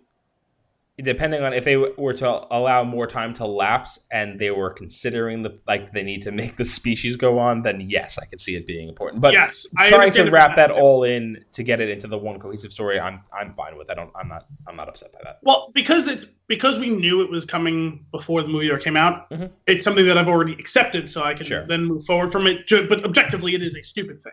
Yeah. But that's not actually anywhere near the top of the list of all the stupid things about this. The things that the people and things and the creatures do in this movie. The animals that get killed fairly early on when we're at the farm. There's the critters that scare the shit out of them on the roof during dinner that get killed slightly later. Yep. They're like fucking around and they're just like squeaking around and everything like that. Animals are really smart about some shit. They're really dumb about other shit. If they've been alive that long, they have, I mean, we've all heard of evolution, right? They would have learned to have been stone silent by that point.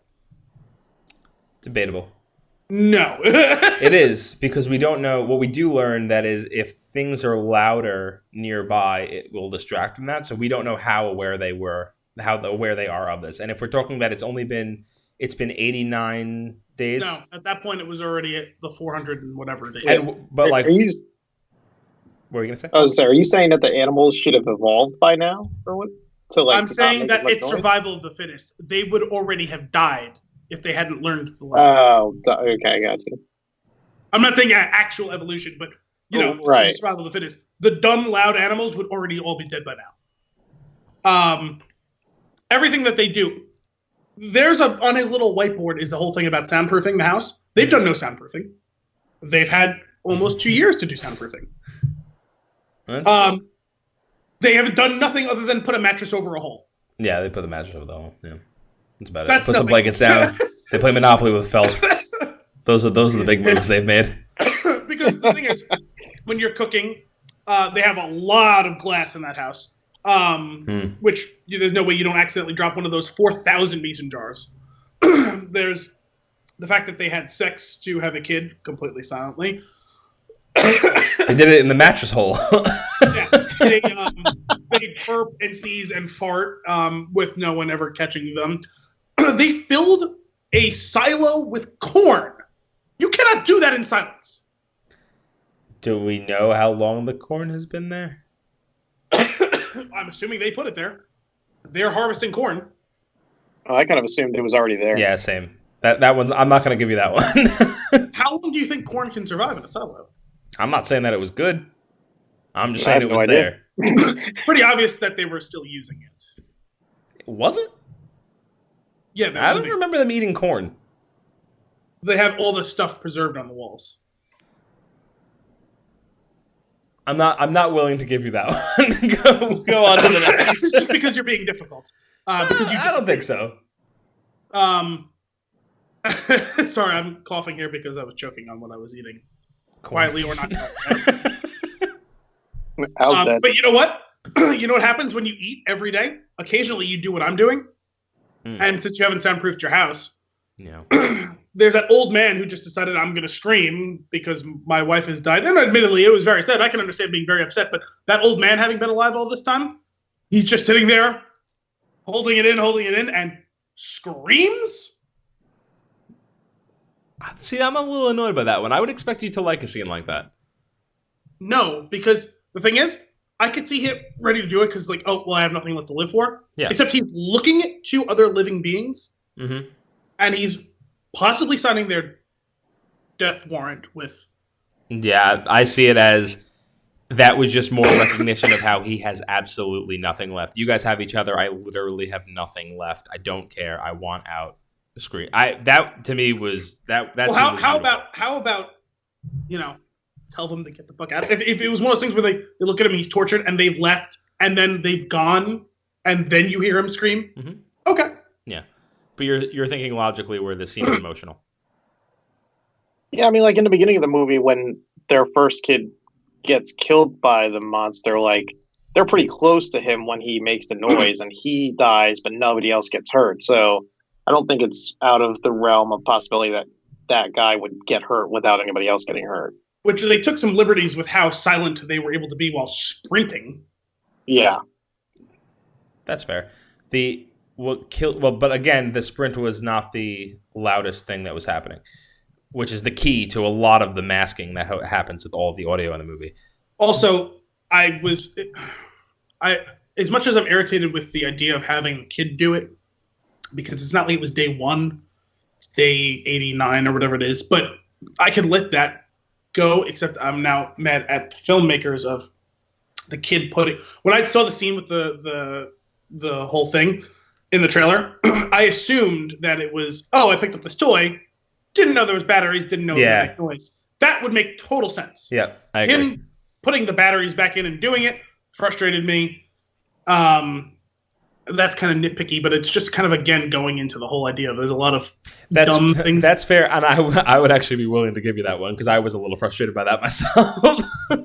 Like, they took the time to have him remove the batteries and put them away, and then the kid puts them back in and then starts playing with it and continuing to play with it while there's a look of fear on your whole family, and it's like if it was one of those things where it's like, he went to play with the toy, the dad was like, oh, yeah, great, you get a toy, we were all walking out, everyone's happy, we've had a successful raid, and, it started making noise and we didn't know. That's actually really good storytelling, you know what I mean? Mm-hmm. This was a little bit too on the nose. I'm willing to give you that one, but what makes up for that is the horror of that scene where the deaf daughter who gave him the toy doesn't hear what's happening behind her and sees her family with horror-stricken faces as the father runs off and then realizes, oh my God, I killed my brother. Yes, there are some of those things that are good. Like I said before, the facial acting, the kid when they see the dead woman, because you don't see the dead woman, you see close up of them walking, and you see his face turned into pure horror. Very good job. And as well, the scene at the end when they're in the car and she's looking around and he's looking out the window, and you see his face again, and it's like, oh, here we go. A couple of those things were really good. In particular, I noticed that kid was very expressive facially. Yeah, the one that did it for me was when he tells him to go light the fireworks, and like he's terrified, but he knows he has to do it, and like that just comes across so clearly on his face in that moment, and he does it and he gets it done, but it's just like it's heartbreaking to have to watch the kid go through that. Yeah, which that was actually two smart things: the baby box and that fireworks thing. The fireworks thing was clever. That was a smart plan. I liked the lights to warn that something's wrong. Did they explain that non-verbally? No, I just... no, I think that was just kind of implied. No, I was just wondering if I missed something. I got what it was all about. No, they did I was just wondering if there was like some mention of it at some point. No, they did regular light, red light, and everybody went, what? Something horrible's happened on the horizon. Yeah, no, so that was all I had on the stupidity stuff. I think it's a bunch of things. I still have other things wrong with it, but that was just on that topic what I had. But why don't you guys tell me some stuff that you liked? I had mentioned pre-spoiler territory. I really liked the attention to detail of a lot of those things. I realize you're pointing out some things that you had issues with, but I thought the amount of time they spent making this world, like the world building post these aliens coming through, I thought was tremendous. Some of that was cool, yeah.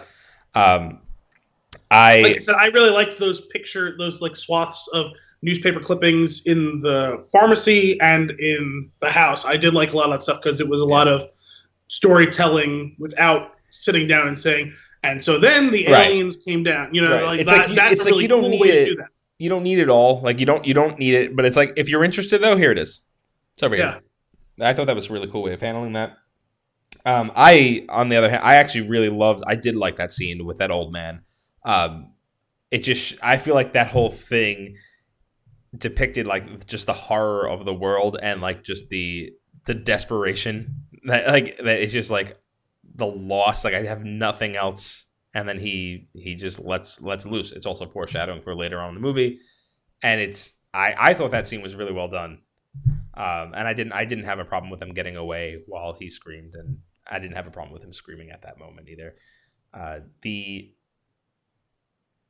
I do want to like the thing that I'm focused on right now, which I'm like being anxious to jump towards it, is the final scene with John Krasinski, because that is the scene that makes the movie for me, where he says, like, I think he says, "I love you. I've always loved you," and then he screams. And that's I believe that is what he said, because I was looking at some stuff and I saw that somewhere, and also I was able to kind of figure that bit out. Because why, like, if you did that scene without subtitles, I actually would be okay with something like that. You know what I mean? I loved that story with the father and the daughter, because like you can tell like they can't talk, right? They can't talk about family things. They can't really communicate in depth. I'm sure that they're not super attuned to sign language.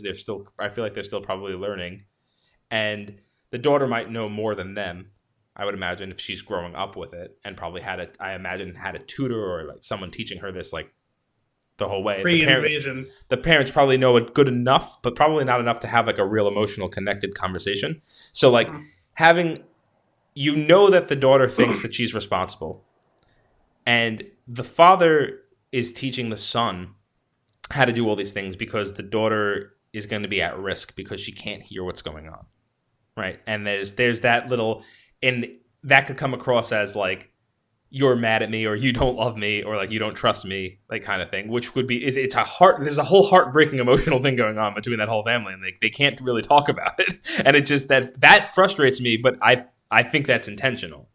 They couldn't go into the mattress safe room to have a heart to heart? No, she can't hear him.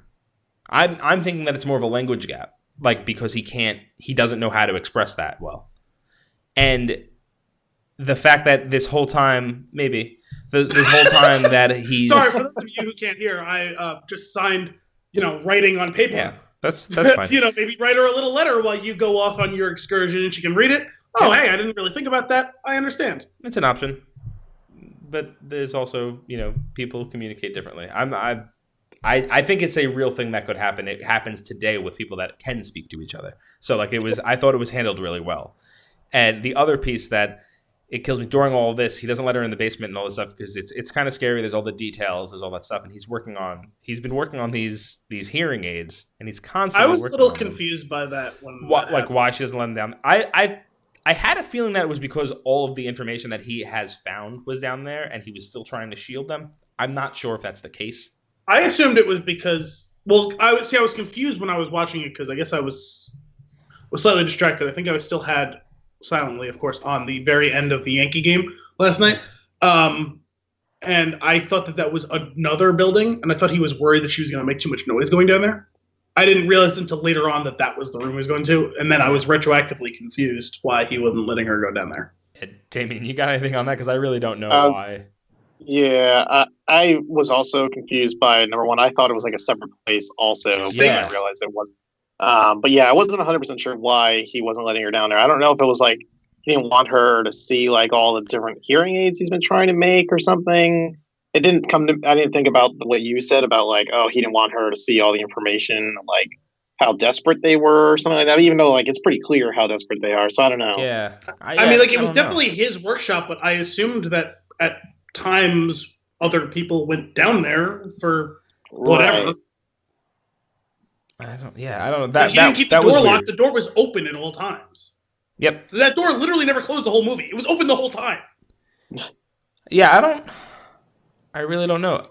The only thing that I could think of is the steps were wooden, and I know they were very careful as they went down them, and she wouldn't know if she was making sound. That could be one thing. But he painted everything else to like let you know where the squeaks were. Yeah. So it's weird. It is very strange. It could also just be like he doesn't want her thinking that it's hopeless because there's this pile of hearing aids that he's completely failed at. That's what I was kind of saying. Yeah, like that. He didn't want her to see all these hearing aids that he's been trying to do, and like there's nothing that's like working out right now. Yeah, I guess that makes sense. But it's another one of those things that there's this whole collection of things, of idiocies, of plot holes, of just little things. There is a very good attention to detail to a lot of things, which is what makes it so frustrating that there's a lot of things that are left open that shouldn't be. Yeah. I don't know. There's so much. I'm willing to give them a little bit because there's so much to do in this world that they're creating. Well, here's a big one because I was pretty confused by it. Where did the flood come from? Oh, into the area with the mattress? Yes. So I think it's when the monster got onto that floor before she went under, and then he was just tearing things apart, trying to find where the noise was coming from, and he eventually accidentally like broke one of the pipes or whatever that caused the flood. Yeah. Which that was after about 10 minutes of searching online. That's what I saw, but they didn't show that happen. I feel like they did. I don't think they showed it, but you could just hear the noise of him like tearing through that floor. So, and then later seeing like, oh, there's a leak now. Yeah. See, that's one of those things though that it comes off as like a gap. If they showed him slashing stuff, and you see him slash a pipe, and then it follows up later on with, because the whole thing is they show the father leave, and then the water is leaking, and I was like, I saw and understand how important that is, and I'm like, the fuck is the water coming from, though? I think I'll have to rewatch it because I don't remember questioning it when I saw it the first time. I was going to try and rewind, but it was several minutes because it's the monster attacking and then that scene happening. There's the whole scene where the two of them are talking after the baby is born, and I just didn't have time to go back and rewind and rewatch that part of it. Yeah. But yeah. So I like that's it with probably on. That too. So that's probably what is going on, Damian. You're probably right. But it's like a big leap in what you're viewing happening. You know what I mean? Like, I guess I didn't really see it that way. Yeah. It seemed kind of natural to me that all that noise up there with the monster, and then all of a sudden that the leak was happening. Well, yeah, and there was I don't remember bunch of questioning stuff. it. Like I understood how that was going to further ratchet up the issues going on there. But then she wakes up, and because I've been confused by where the water's coming from to begin with. At first, even though I knew it was happening, I was wondering whether it might be a dream sequence, nightmare sequence, because you see in the background the creature is down there with them, which how and why. But more importantly, why is the mask and the cover of the box off of the baby? Because that scene ends before she goes to sleep with the father leaving, and at that time they had put the mask on the baby to breathe, and they put the cover of the box on, and she wakes up, and you look at the box, and there's no cover, and the mask is off the baby. I'm gonna have to go back and rewatch the scene. I don't remember exactly how it went down. I know I'm not wrong about that one. There was no before. Yeah, I don't remember that one. It's another one that I don't remember questioning. Because it sets up the whole thing where the thing goes underwater for what reason I don't know. I have a big issue with the creatures in this movie.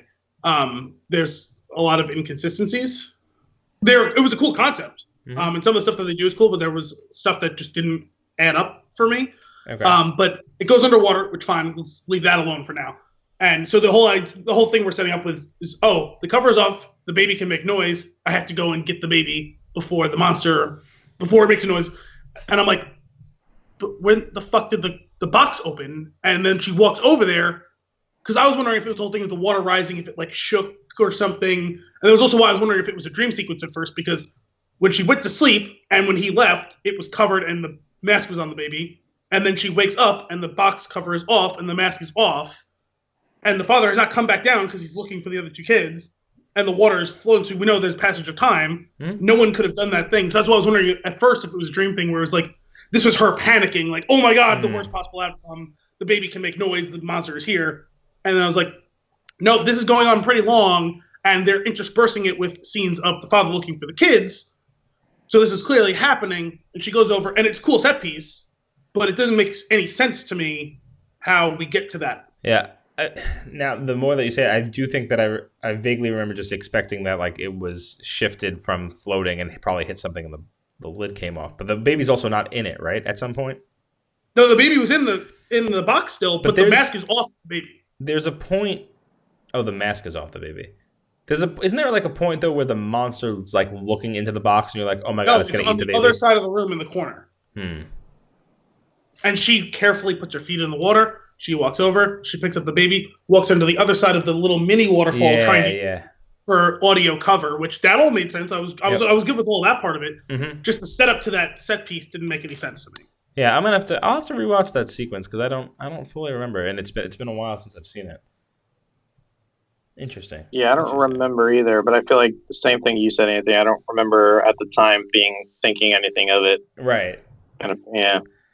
So far from the things that you've brought up, I don't remember questioning them while I was watching it. So I would have to rewatch them with that context and see what other problems you got. Well, do you want to talk about the Martha thing that you guys aren't understanding? Yeah, go ahead. So the scream at the end was just Martha, because I laughed when he started screaming. When he screams to save his kids? Yes, I laughed. That's absurd to me. That was the best scene of the entire movie. I laughed at it. I absolutely loved it. It hit every note for me. No, I was good with everything up until he opened his mouth. I feel like at this point, you were so frustrated. No, because that's a tense scene. Like it was, and the whole thing. Even though I didn't have fucking subtitles, I got the whole thing of what he was signing and what he was about to do. I knew what was coming next. I just didn't expect the scream to be so ridiculous. I didn't feel that way. I was laughing more like it was like a battle cry. It was amazing. Yeah, that's not how I experienced it. Weird. No, because I expected him to scream like, "Hey, over here," or something like, you know what I mean, something of that ilk. I was like, okay, I'm on board. I laughed at the sound he made. I don't know. No, even though it was gripping up until that very moment. No, for me, it was literally him. Everything he's got, he was expelling into the air as the thing to distract this thing, to save his children, knowing that he was going to die, letting out all of the pain and the protection all at once. Like I think that scene is gorgeous. When you watch a comedy movie when like someone like jumps off of something and expects to die and then ends up not dying and it's supposed to be funny. That's how it sounded. It feels like you were very irritable at this point in the movie. No, but I was trying to buy in, even though I was furiously taking notes on my phone at the same time. Damian, because where did you stand? The thing is, because what I will say in a positive light for all of this is the very end of the movie, I actually thought was perfect. I thought the very end of the movie was solid, and I do think it was a little campy and funny, and I appreciated it. But for me, that scene is just like the perfect sum of everything that we've been building towards this whole time. Well, I mean, these specifically parents are protecting their kids. Well, I meant specifically like the way they carry out once we've discovered the fatal flaw, and we decide to carry it out, where she turns the thing up and she turns it all the way up. You see in the monitors the two things running. She cocks the shotgun and fade to black. Yeah, that was executed perfectly. Yeah, I really liked it. Damien, where did you stand on the scream? I loved it. Yeah. I don't think I was expecting it. Kind of like what Al said. Like I wasn't expecting that scream, but I wasn't upset by it, and I liked it. No, I knew that's what he was going to do. I just didn't expect him to sound like such a kook when he did the actual scream. No. I knew he was about to sacrifice himself and draw it over to him. I didn't. Yeah, I knew he was going to sacrifice himself. I thought he was just going to be similar, like where you were saying, like, "Oh, hey, over here," type of thing, not the like battle cry. But that's kind of how I saw it when he did do it. Was like a battle cry of just like letting it all out, and here we go. It was more.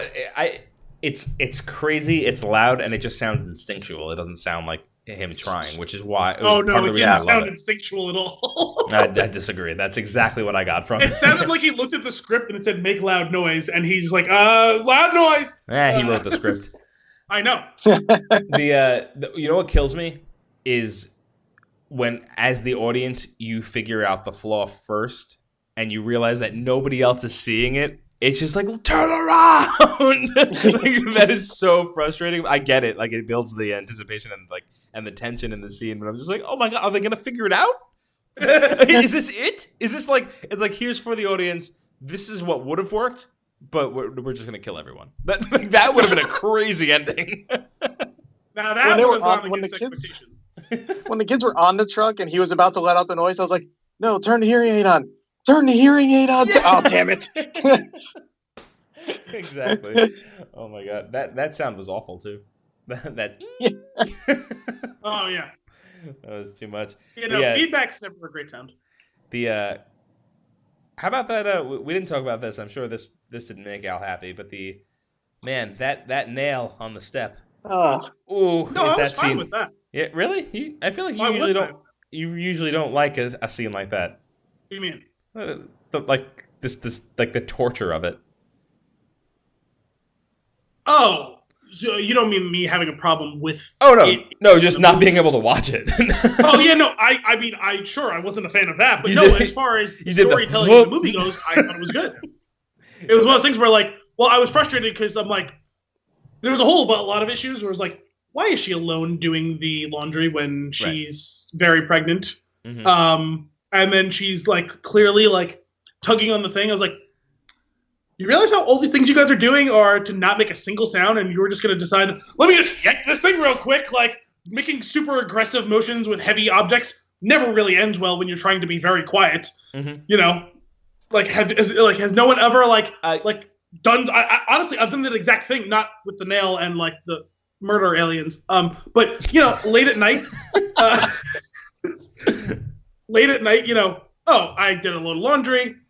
A lot of times for me, I end up doing my sheets and shit, and then I'll put it in the washer, put it in the dryer, I'll go downstairs and watch some TV. Hey, time to go to bed. Let me grab my sheets and carry them upstairs. Let me make sure I don't knock any shit over with the fucking basket of shit. Like, has no one ever done any of that sort of stuff when you're trying to be quiet? You always end up hitting something. Yeah. You know what I mean? So let's not tempt fate by dragging it off. But the whole thing with the setup of, like you said, the very beginning, foreshadowing with them walking with the feet unclad, because yes, that is a good way to mask and muffle the sound you make while walking. But while walking around unknown terrain, not very smart. Then they set up the whole thing with the nail showing up, and it's and they super vote not suddenly. What is it, like 30 minutes before it happens too? You're like, the nail comes up, you're like, oh god, this is gonna pay off real bad soon. Well, that was the thing. Is I heard a criticism of Dead Space 2, the game. Did you guys, either of you, play that? No. Did you ever play the original one? No. I know of the games, but I have not played them. So the first one is considered a genuinely excellent game, both all around the premise, the combat, and its value as a horror property. The second one I saw criticized because it was organic horror in the first one. The second one, is a lot of jump scares, and there's jump scares in the first one, but they're telegraphed by a rise in audio, as you often know in combat situations in video games. There'll often be audio crescendoing as you go. And now, if it's not supposed to be a surprise, that's not a big deal. Mm-hmm. But if you're doing a horror game, that's an issue. And I saw people making fun of the second one for completely forgetting all the things that made the first one successful with that. And the same thing with this. They telegraphed a lot of those things by zooming in and all the focus super granular on one thing. You know something big is going to happen every time they did it, and they never let you down. Something big happened every single time. Now, in this case, when you see the nail come up, you know it's setting up something going on. But again, it was just the unsubtlety of it, where it was like, let's zoom in. But it's not a big thing. It's not like, oh, why this movie sucked. It was just one of those things where it's just like, come on. I kind of look at it from the other a different angle though, because the way that I see it is the entire movie makes the audience uncomfortable, whether it's the silence, the craziness, you see the thing that the characters don't. Like, and this was one of those things. The nail comes up, and I feel like basically what could have happened at that point is the director could have come onto the screen and be like, "You see that? You can't do anything about it, and it's gonna come back and bite you in the ass soon. We'll be back in 30 minutes." That's when it becomes an episode of Family Guy. Hey, you see what's going on right there? Yeah, exactly. Yeah, pay attention there. Exactly. It's just like you because you know it's there, you know it's gonna come back, and you know exactly what's gonna happen. And you still don't want to believe it. And then as she's walking down the steps, you're like, ooh, like, are they gonna like, pull back for 1 second? Oh, she's caught on the thing. Like, is she gonna like step back? No, she just steps right onto it, and you're just like, oh. like even though you know exactly what's gonna happen, you're just like, please no, it's gonna happen anyway. Oh, it's horrible. It's horrible. That nail going through. It's what's crazy to me though. Normally, a scene like that would make me squeamish. But I think I blacked out, and all I saw was Harry stepping on the nail in Home Alone. Not Harry, Marv. Stepping on the nail, and just his guttural scream as he falls backwards. And I was like, oh man, they'd be so dead. Harry. Oh, Marv. Love him. Yeah, no. Overall, though, like that was cool. It was smart. Like I was totally good with that. That was a plus for this movie. At first, one of the things that bothered me was she gives birth alone. She sure did, right? And without noise, apparently.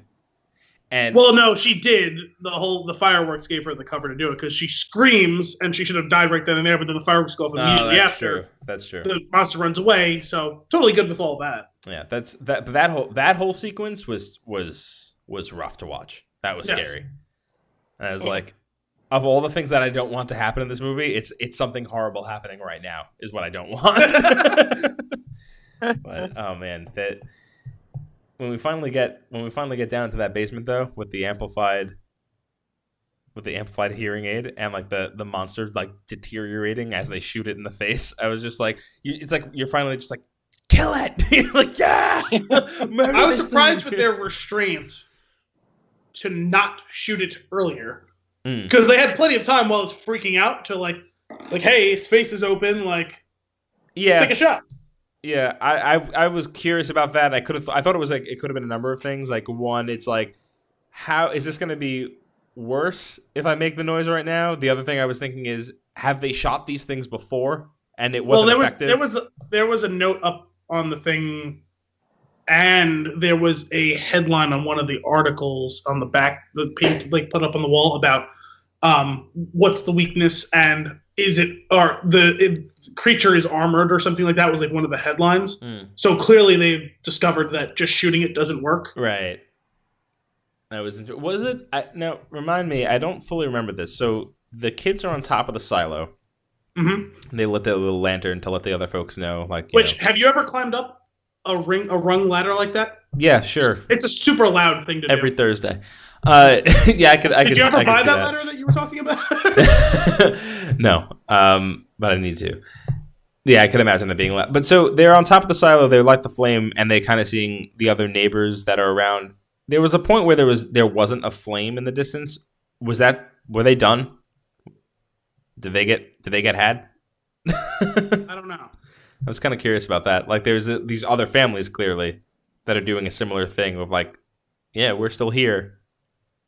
And then there was one particular area that they looked at, and the flame wasn't lit. I lost track of that because I know there was the whole thing with the old people that clearly there was people alive, and that's not that surprising to me. And I remember after watching the movie that I'd read something a while back saying how it was proven that there was a kind of a community-ish. Mm-hmm. But I forgot about it during it, and I didn't realize. I guess I never picked up that there was another signal fire thing going on. I thought it was like a different perspective of like scenes, like if it was the one that they were lighting or whatever. Gotcha.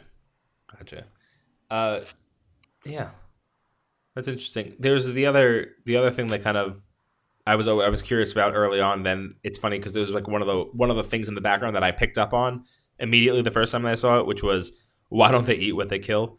Like, why are these things just killing people? that was something I wanted to talk about with you guys. Motivation. Yeah. I had an issue with motivation. I didn't get it. Neither did I. Damian? Yeah, me neither. Yeah, because at first I assumed the cast didn't seem to get it either. They had that note on the wall. Yeah, I was confused by that because I assumed it was if it's not like just a takeover situation, which there doesn't seem to be any governance by them type of thing, with no hostile, organization. It's these things freelancing, which, okay, so maybe that's like an alien or a predator type of thing, but it doesn't really seem to be hunting for sport, so we can kind of rule out the predator thing, and it's not eating them, it's just executing them. Maybe they just eliminate anything that could be a potential threat. I suppose, although that's a hyper-aggressive, because they don't seem to be tied to a territory so much as seeming to stalk them. My planet. No, it's not. It is now. No, but you know what? Well, that's clearly where this is all going, right? Is that it's their place now. But the thing is, I was confused about that because it didn't seem to be for sport. It wasn't purely a territory play, and they're not eating them, so they're not hunting them. If that was the case, if it was more like an alien situation, xenomorph situation where it's hunting them, totally understand it. But because, that's the thing is, like, they cut the scene with the kid early, right, where it tackles it off screen, and it's like, it could plausibly have dragged it away to eat, right? You don't really see. Right. But then you see the scene with the old man, and you see them hunting them in the house and this and that. Like where it has her dead to rights and then gets distracted by another sound and goes and runs elsewhere. You know what I mean? Yeah. Like the lack of motivation, the lack of understanding of motivation threw me in this. Yeah. Yeah. I'll give you that. I really didn't know or understand why. Yeah. And kind of like piggybacking off of that, I'm not entirely sure I understand the rules either. Other than that sound, like don't do sounds, is clearly one of the rules. But the rules, with this other thing, like think about like the movie Scream, right? Mm-hmm. Where they talk about all the rules of the horror movie tropes, like how you get killed, how you survive, whatever. Like this sort of movie, typically you in the early on or the first half of the movie, you set the rules of engagement, and then the rest of the movie is playing with those. The rules that they seem to set early on don't seem to apply in the second half of the movie. How so? Wait, yeah, I'm not sure what you mean. Well, it's still all sound-based, right? But like they do the thing where it's like, okay, if I make a sound and I don't immediately cut the sound, I'll get killed. The kid in the beginning, right? Mm-hmm.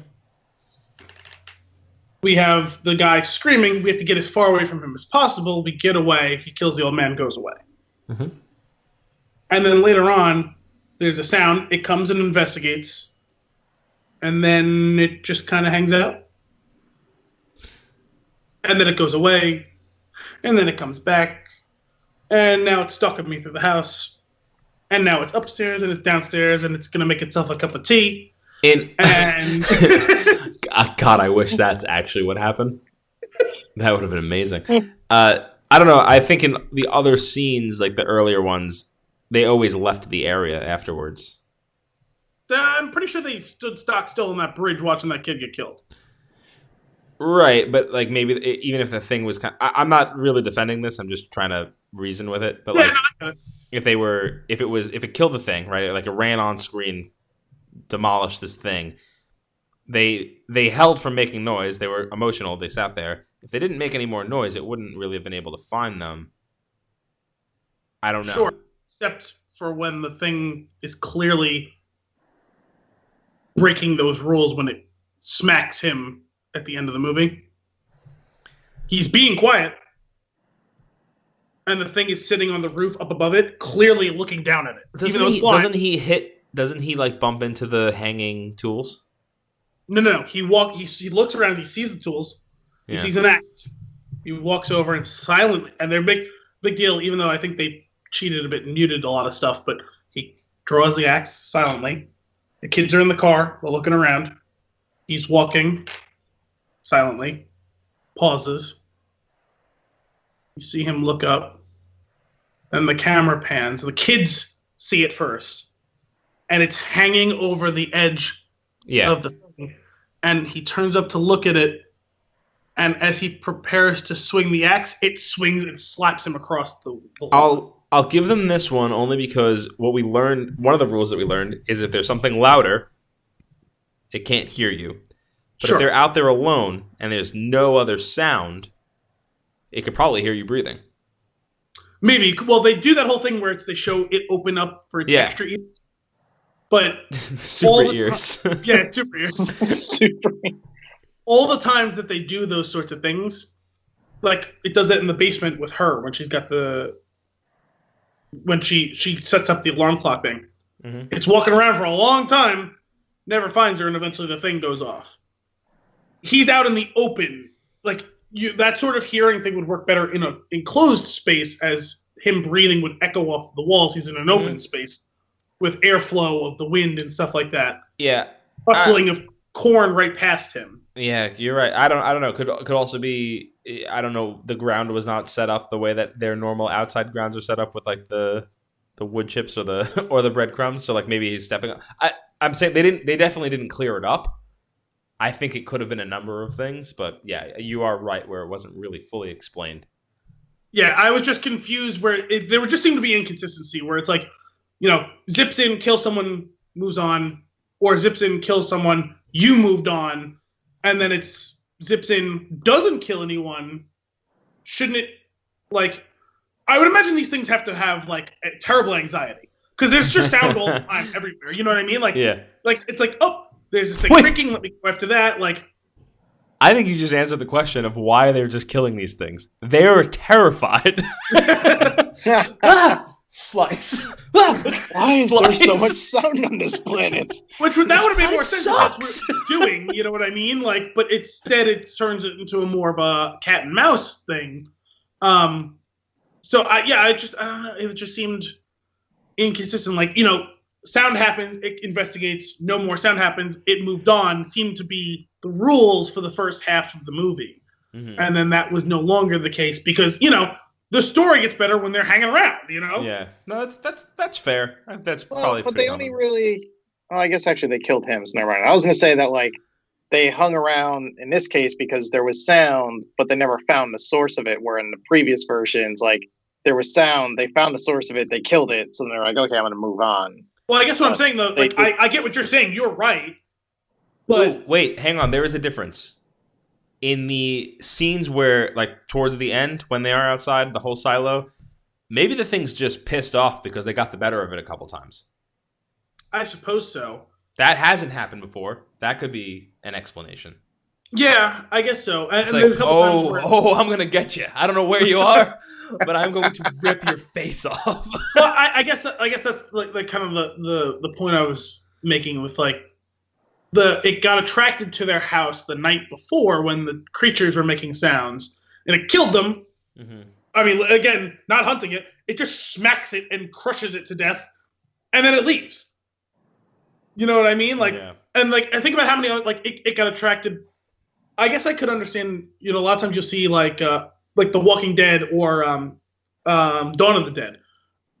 They a lot of times, like zombies in those cases, will ignore certain sounds or get easily bored with certain sounds, but sounds that are more indicative of life is what attracts it further or keeps its interest. Mm-hmm. And like this one, it's like, oh, a sound happened. I didn't expect it. Let me go investigate.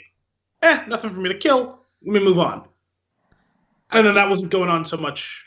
Yeah. You know what they should have done? 300 some odd days into it. They should have built a little shelter behind that waterfall. Yeah. Boom. Again, further back to my thing, what were they doing that whole year? Right. They're like not soundproofing the fucking house. Like, or just one room. Just create me one room, like panic room of They did. soundproof. Like They did. built that. They did. Yeah, The basement. The hole with the mattress. The mattress hole. Yeah. They Hang set on. up the red lights. You said one room. They gave you one room. One room that barely did the job. The silo, sitting there with the corn, nice and quiet. Yeah, no, the corn moving around attracted the thing. That was loud. As all that happened, I was like, "This isn't going to end well for anybody." Yeah. Oh my goodness. Yeah, I know. I was just a little confused by the rules. I'm still kind of bummed that you watched it without subtitles. Yeah. Are you sure you don't actually prefer that I watch it without subtitles? Oh, God. Damian, do you have any notes? Anything that you particularly loved or hated about this thing? I don't think there was anything necessarily that I hated. We didn't really talk about the silo. We talked a little bit about it, but like when they fell in, I was just like, oh God. Yeah. Go ahead. Tell us what you liked about the silo. Well, I don't know if there was anything I like. It just terrifying the way that they were falling into it. Like I never thought about that when they got in there. I was like, oh, okay, and I was like, oh, great, it's like quicksand. Yeah. This is fantastic. Yeah, I definitely felt the same way.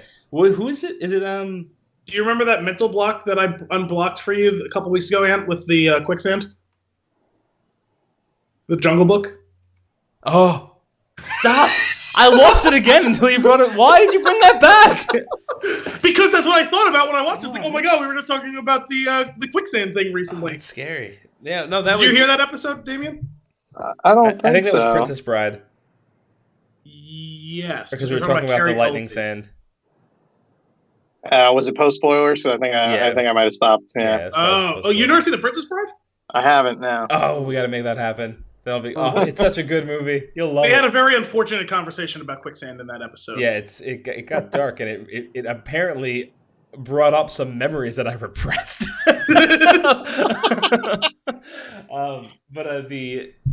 When they're sinking into that, it is you feel helpless. Yes. Yeah. I don't like that. Yeah, no, and that was one of those things where it's like, if you want to talk about positives, there are some genuinely good thriller sequences, and that's one of them. Like, oh my God, he's drowning in corn. Yep. And oh wait, we're gonna drop the door. At first second, the door falls right behind him. Yep. And he stops moving. I thought the door cut him in half. So did I. 100%. Oh, I thought it was over. I was like, wow. I was like, this is dark, and it just got darker. That was the worst, scariest thing of the whole fucking movie, which included several disembowelments and another murder of an even younger child. Yeah, which we don't have a problem with that, guys. Like everyone lost their shit collectively enough over John Wick with the dog. We don't have a problem with the murder of a child in this. That's actually, I meant to open the show with that. Like, this movie tells you where it stands from the very beginning. Like, I have a problem. Like, how many movies do you know of where there's just the cold-blooded murder of a child on screen? Not implied, on screen. How often do you see that? Damien, you can answer too. I'm trying to think of an example. I don't think I can think of one. Is that something I How can did this Google? movie get away with that? I'm afraid to Google cold-blooded murder of a child. I don't want to be put on a I list. guess you on some kind of watch list. I'll tell you about another recent example of that where that happened. I didn't see it, so I don't know if it's specifically on screen like this. But I know for a fact that movie that just came out recently, was it The Witch? The one with what's her name? Was it Nicolette Sheridan? Damn it. You don't know the movie I'm talking about? The Witch came out in 2015. Is that what you're talking about? No. What's the one? You don't remember the name of the horror movie that came out just in the last couple of months? Everyone was going wild over it. Not The Nun. No, not The Nun. thought it was the witch. It's something to do with witchcraft, so that's why I thought that's what it was. Maybe it's like witch, just witch. No. I don't remember what it's called, and it's pissing me off. And it was a movie that came out just a couple of months ago, and everyone was going like it was like supposedly was a really good example of a horror movie. And I read a synopsis of it because like it was like getting all up in like people's Hereditary. Hereditary, that's it. I guess it wasn't Hereditary. What was it? Oh, Toni Collette, that's who it was. So what happens in this one? Oh, I'm pretty sure that a small girl, let's call her 12, gets decapitated. Huh. Yeah. Good grief. Yeah, I feel like it's... But it's I didn't see it, so I don't know if it happens on screen or if it's just, that's what happened. You know what I mean? Based on... Like a shadow or something. Well, just like we see the situation... Something happens, child dies. We know that that's what happened. You know what I mean? Right. Or if they show it, I don't know because I didn't see it, but I know that this movie was supposed to be very shocking. It shows a lot of fucked up shit, and I know that a teenage girl gets decapitated. Good grief. Yeah. They kill that kid. How did it go in the beginning of this episode? You were like the kid that's. In the movie. In the movie. That's great. Damian, did you have... I feel like you might have had something else other than the silo scene. No, I was going to talk about the kid in the beginning. Yeah. Because that definitely got me. I don't know. Like, that was messed up. I was like... Maybe because just having DJ now, I was just thinking about that. My boy! Yes. You being a parent, I'm sure made this much tougher watch. I'm not going to watch things like this anymore. I was like, yep, there's no way Aaron can watch this. Oh, no. Oh, man. Yeah, like, I mean, we all saw the trailer. I didn't think it was quite going to go down that way visually. Yeah, it was pretty rough. And then the daughter going back and laying the stuff at the grave was just heartbreaking the whole time. Yes. Ugh, brutal. There are so many brutal things going on emotionally in this movie. It's rough. Yes. Well, I want to ask if you guys experienced this way. Maybe knowing what everyone was saying, you wouldn't have picked up on this. But I had to pick up on a lot of, I had to try and pick up on all of the if I had read all of the words they were saying, maybe I wouldn't have had enough time to poke holes in everything else that was going on. But I noticed a lot of other things just going on with the filmmaking of the movie. You weren't paying attention to the things that were actually happening because you couldn't. So, what are they doing back there? As I was watching, I realized that I was kind of experiencing this in the style of a Shyamalan movie. There's a lot of, I feel like, tonally and thematically similarities to this isn't a knock on the movie. It's just something I observed. That's fine. Because I'm watching you shake your head. I was just at him, but go on. Well, think about kind of like the tropes that you see in that. Unexplained creature type stuff. Yeah. Complex set of rules surrounding it. Watching the characters respond to and evolve and learn those rules and try and live in this alternate way and looking at this alternate view of life. The importance of the family unit, all those sorts of things is very reminiscent of Signs, The Village, The Happening. You know what I mean? Like all of those movies. I kind of experienced them like tonally a lot of the similar ways. The beats played out in that way, as well as even some specifically of the camera work, like what I was talking about, like focusing in on something and that being the visual cue to you that something's going to happen. Because you see that a lot of times with those Shyamalan movies as well. And also even specifically that sort of thing and the creatures and how we focus on the creatures moving on screen in moments of terror and like that, and the idea of evading them in the ways that we are and not fully understanding what we're seeing. That part of it actually even more specifically reminded me of the way I experienced watching the original Jurassic Park. Because a lot of the scenes, especially the indoor scenes, moving around rooms it reminded me of like the kitchen scene. The raptors, right? As soon as I said it, you're there. That's where your mind jumps, right? Yeah. Did you guys pick up on that while you were watching it? I didn't make that specific association. I recognized that style for sure. Like there's a lot of other things that do it. I mean, there's Alien, any other horror movies, a lot of stuff. But that specific action, I always associate with that specific scene from that specific Jurassic Park. Yeah, what I love about that? Those things they're tense, they're hard to watch, and they're not going to be cheapened by a jump scare afterwards. They're just like, no, this is what's the scary part. Yes, and I appreciate that because I've become less and less tolerant of the jump scare.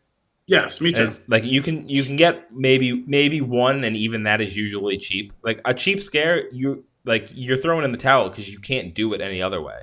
Yes, that was something that was frustrating me watching this as well. Is after the first couple of times it happened, every time they zoomed in on someone, it's like, well, here we go. We're fucking stone silent, and I'm watching this at midnight in my surround sound fucking theater in my house. And here comes the very loud sound with the very quick jump scare. You know what I mean? Like, yeah, basically. Again, telegraphing it, but you can't stop yourself from jumping when it's gonna ear fuck you in a minute. Like, yeah. Oh man, it was probably much worse for the alien things. You mentioned M. Night Shyamalan, and I feel like the movie that I always kept coming back to that this reminded me of was Signs a little bit. Yeah, that was the most specifically, but you see elements of it in stuff like The Village and The Happening as well. But Signs is the one that I genuinely enjoy Signs, and that's the one I'm the most familiar with, and that's the one that was called back to me most, especially while watching this movie. I think I'm gonna have to go back and rewatch that movie because I remember watching it and despising it. Really? Oh, I really like that movie. Yeah. That was the last one he made before the bloom was off. Before what? People all still. Sorry, it's an expression. It's like people all still liked him and bought in on his stuff with that one. It was everything after that changed. I will rewatch it with an attempt at an open mind, but I do remember not liking it at all. And then everybody telling me they loved it made me hate it even more. There's a lot of similarities with this tonally, and more specifically, the image of that isolation on a farm in cornfields, and I can see that. Some of the specifics of, especially the scenes with her in the house, like when she wakes up, and sees it, where the focus is on something else, and you see it in the background. That whole idea of less is more in this case, because that's the way it is with Signs. Is spoiler alert for Signs, guys. You only ever see the alien for like 12 seconds. Yeah. And again, less about jump scares, more about building that tangible tension that you can feel when you know it's there, but you can't see it. Yeah, I will give that movie another try. I like this movie so much that I'm chalking up your dislike to a technicality. I had all these other issues with it that didn't have anything to do with the dialogue. I certainly had questions about what was going on. I can't believe you got through the entire thing though. I'm a professional. No, but without a question of I feel like no.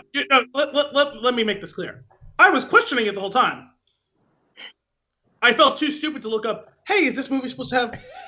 Because there's long periods of it where they're not doing that thing. So I was like, when they did it a couple times, it's like, this is super frustrating. And then I looked up something and I saw a thumbnail of a clip from the movie, and there were subtitles on it. Yep. But I just assumed it was one of those weird explaining to you what's going on in this scene. Like that was what the link was to. Yeah. Like one of the, those, this thing explained, which is like everything about a movie online now. Yeah. So I just assumed they put that on there because it's like it looked pasted on. It didn't look like a way a normal subtitle looks. Right. Minor tangent about that is there's so many of these YouTube videos of like the ending of X Explained, the ending of Y Explained. And then when you see a movie that you're just like, why didn't you get it? And why does it, like every once in a while I'll watch one of those and I'll be like, yeah.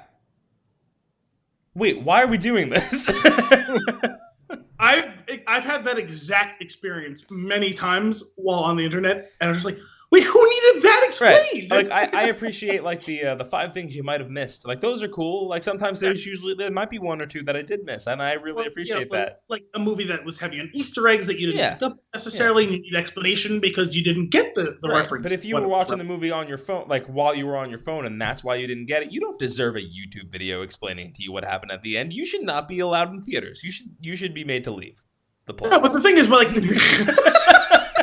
no, like when it's like, the ending of Inception explained, or the ending of Annihilation explained. I understand that. Yeah. Also, let's ease up on that language a little bit. Let's be like a theory of the ending of. You don't know, okay? You don't know. That's true. Sometimes though, it's true. Like the explaining, but there's other times where you're like where you said where it's like it's like the ending of Talladega Nights explained. Right. It's like. It's like, the fuck you mean? And it definitely grabs my attention for a minute because I'm like, wait, did I miss something? Like what? And then you watch, you're like, no, people are just stupid. Yeah, that frustrates me. So you just contributed to their video, their view count, and their ads. So there you go. Well, only every once. I've learned my lesson that I'm probably right, and I don't need to watch it, so I don't anymore. But I definitely got me a few times where I was like, wait a minute, what are you talking about? I promise you that you do not need to watch the end of Talladega Nights explained. I watched a video on the Phantom Thread. I'm like, oh, yeah, it's still as terrible as I thought it was. It's hot garbage. See, how great would this be if I watched that movie and like it entered my top 3? I think that'd probably be the end of the show. I think I would disown you as my cousin. Well, this is probably the first time that we did a movie that I was stridently against. That's true. Yeah, that's fair. I generally tend to be more sympathetic to what we watch. Yeah, and there's been a few things that we both disliked. Oh, hasn't there? You stay tuned for Holiday 2018. That's right. Even Damian's getting a surprise here. Damian doesn't know what that's about. Oh boy. But it's good. I'm also glad that I had Damian here to like it as well. I cannot believe. That's so funny to me that you went through the whole thing without the subtitles. It's also funny because I thought I fixed that problem. Well, unfortunately, apparently not. My commitment. Maybe to you fixed it for later things. Is unparalleled. Oh my god, that's so funny. I love that. All right, I'm all out. I'm out of stuff. Anybody have anything else they want to chat about? I don't think so. No, I'm good. You good? All right, well, that's it for this week's episode of Flix and the Six. Thanks for joining us. If you have a topic for the show or a movie you'd like us to cover, you can send those requests to flixandthesix@spintune.com. We'll be back next week for more movie and beer goodness. Until then, thank you, Al. Thank you, Damian. I'm Anthony, and we're out. Cheers.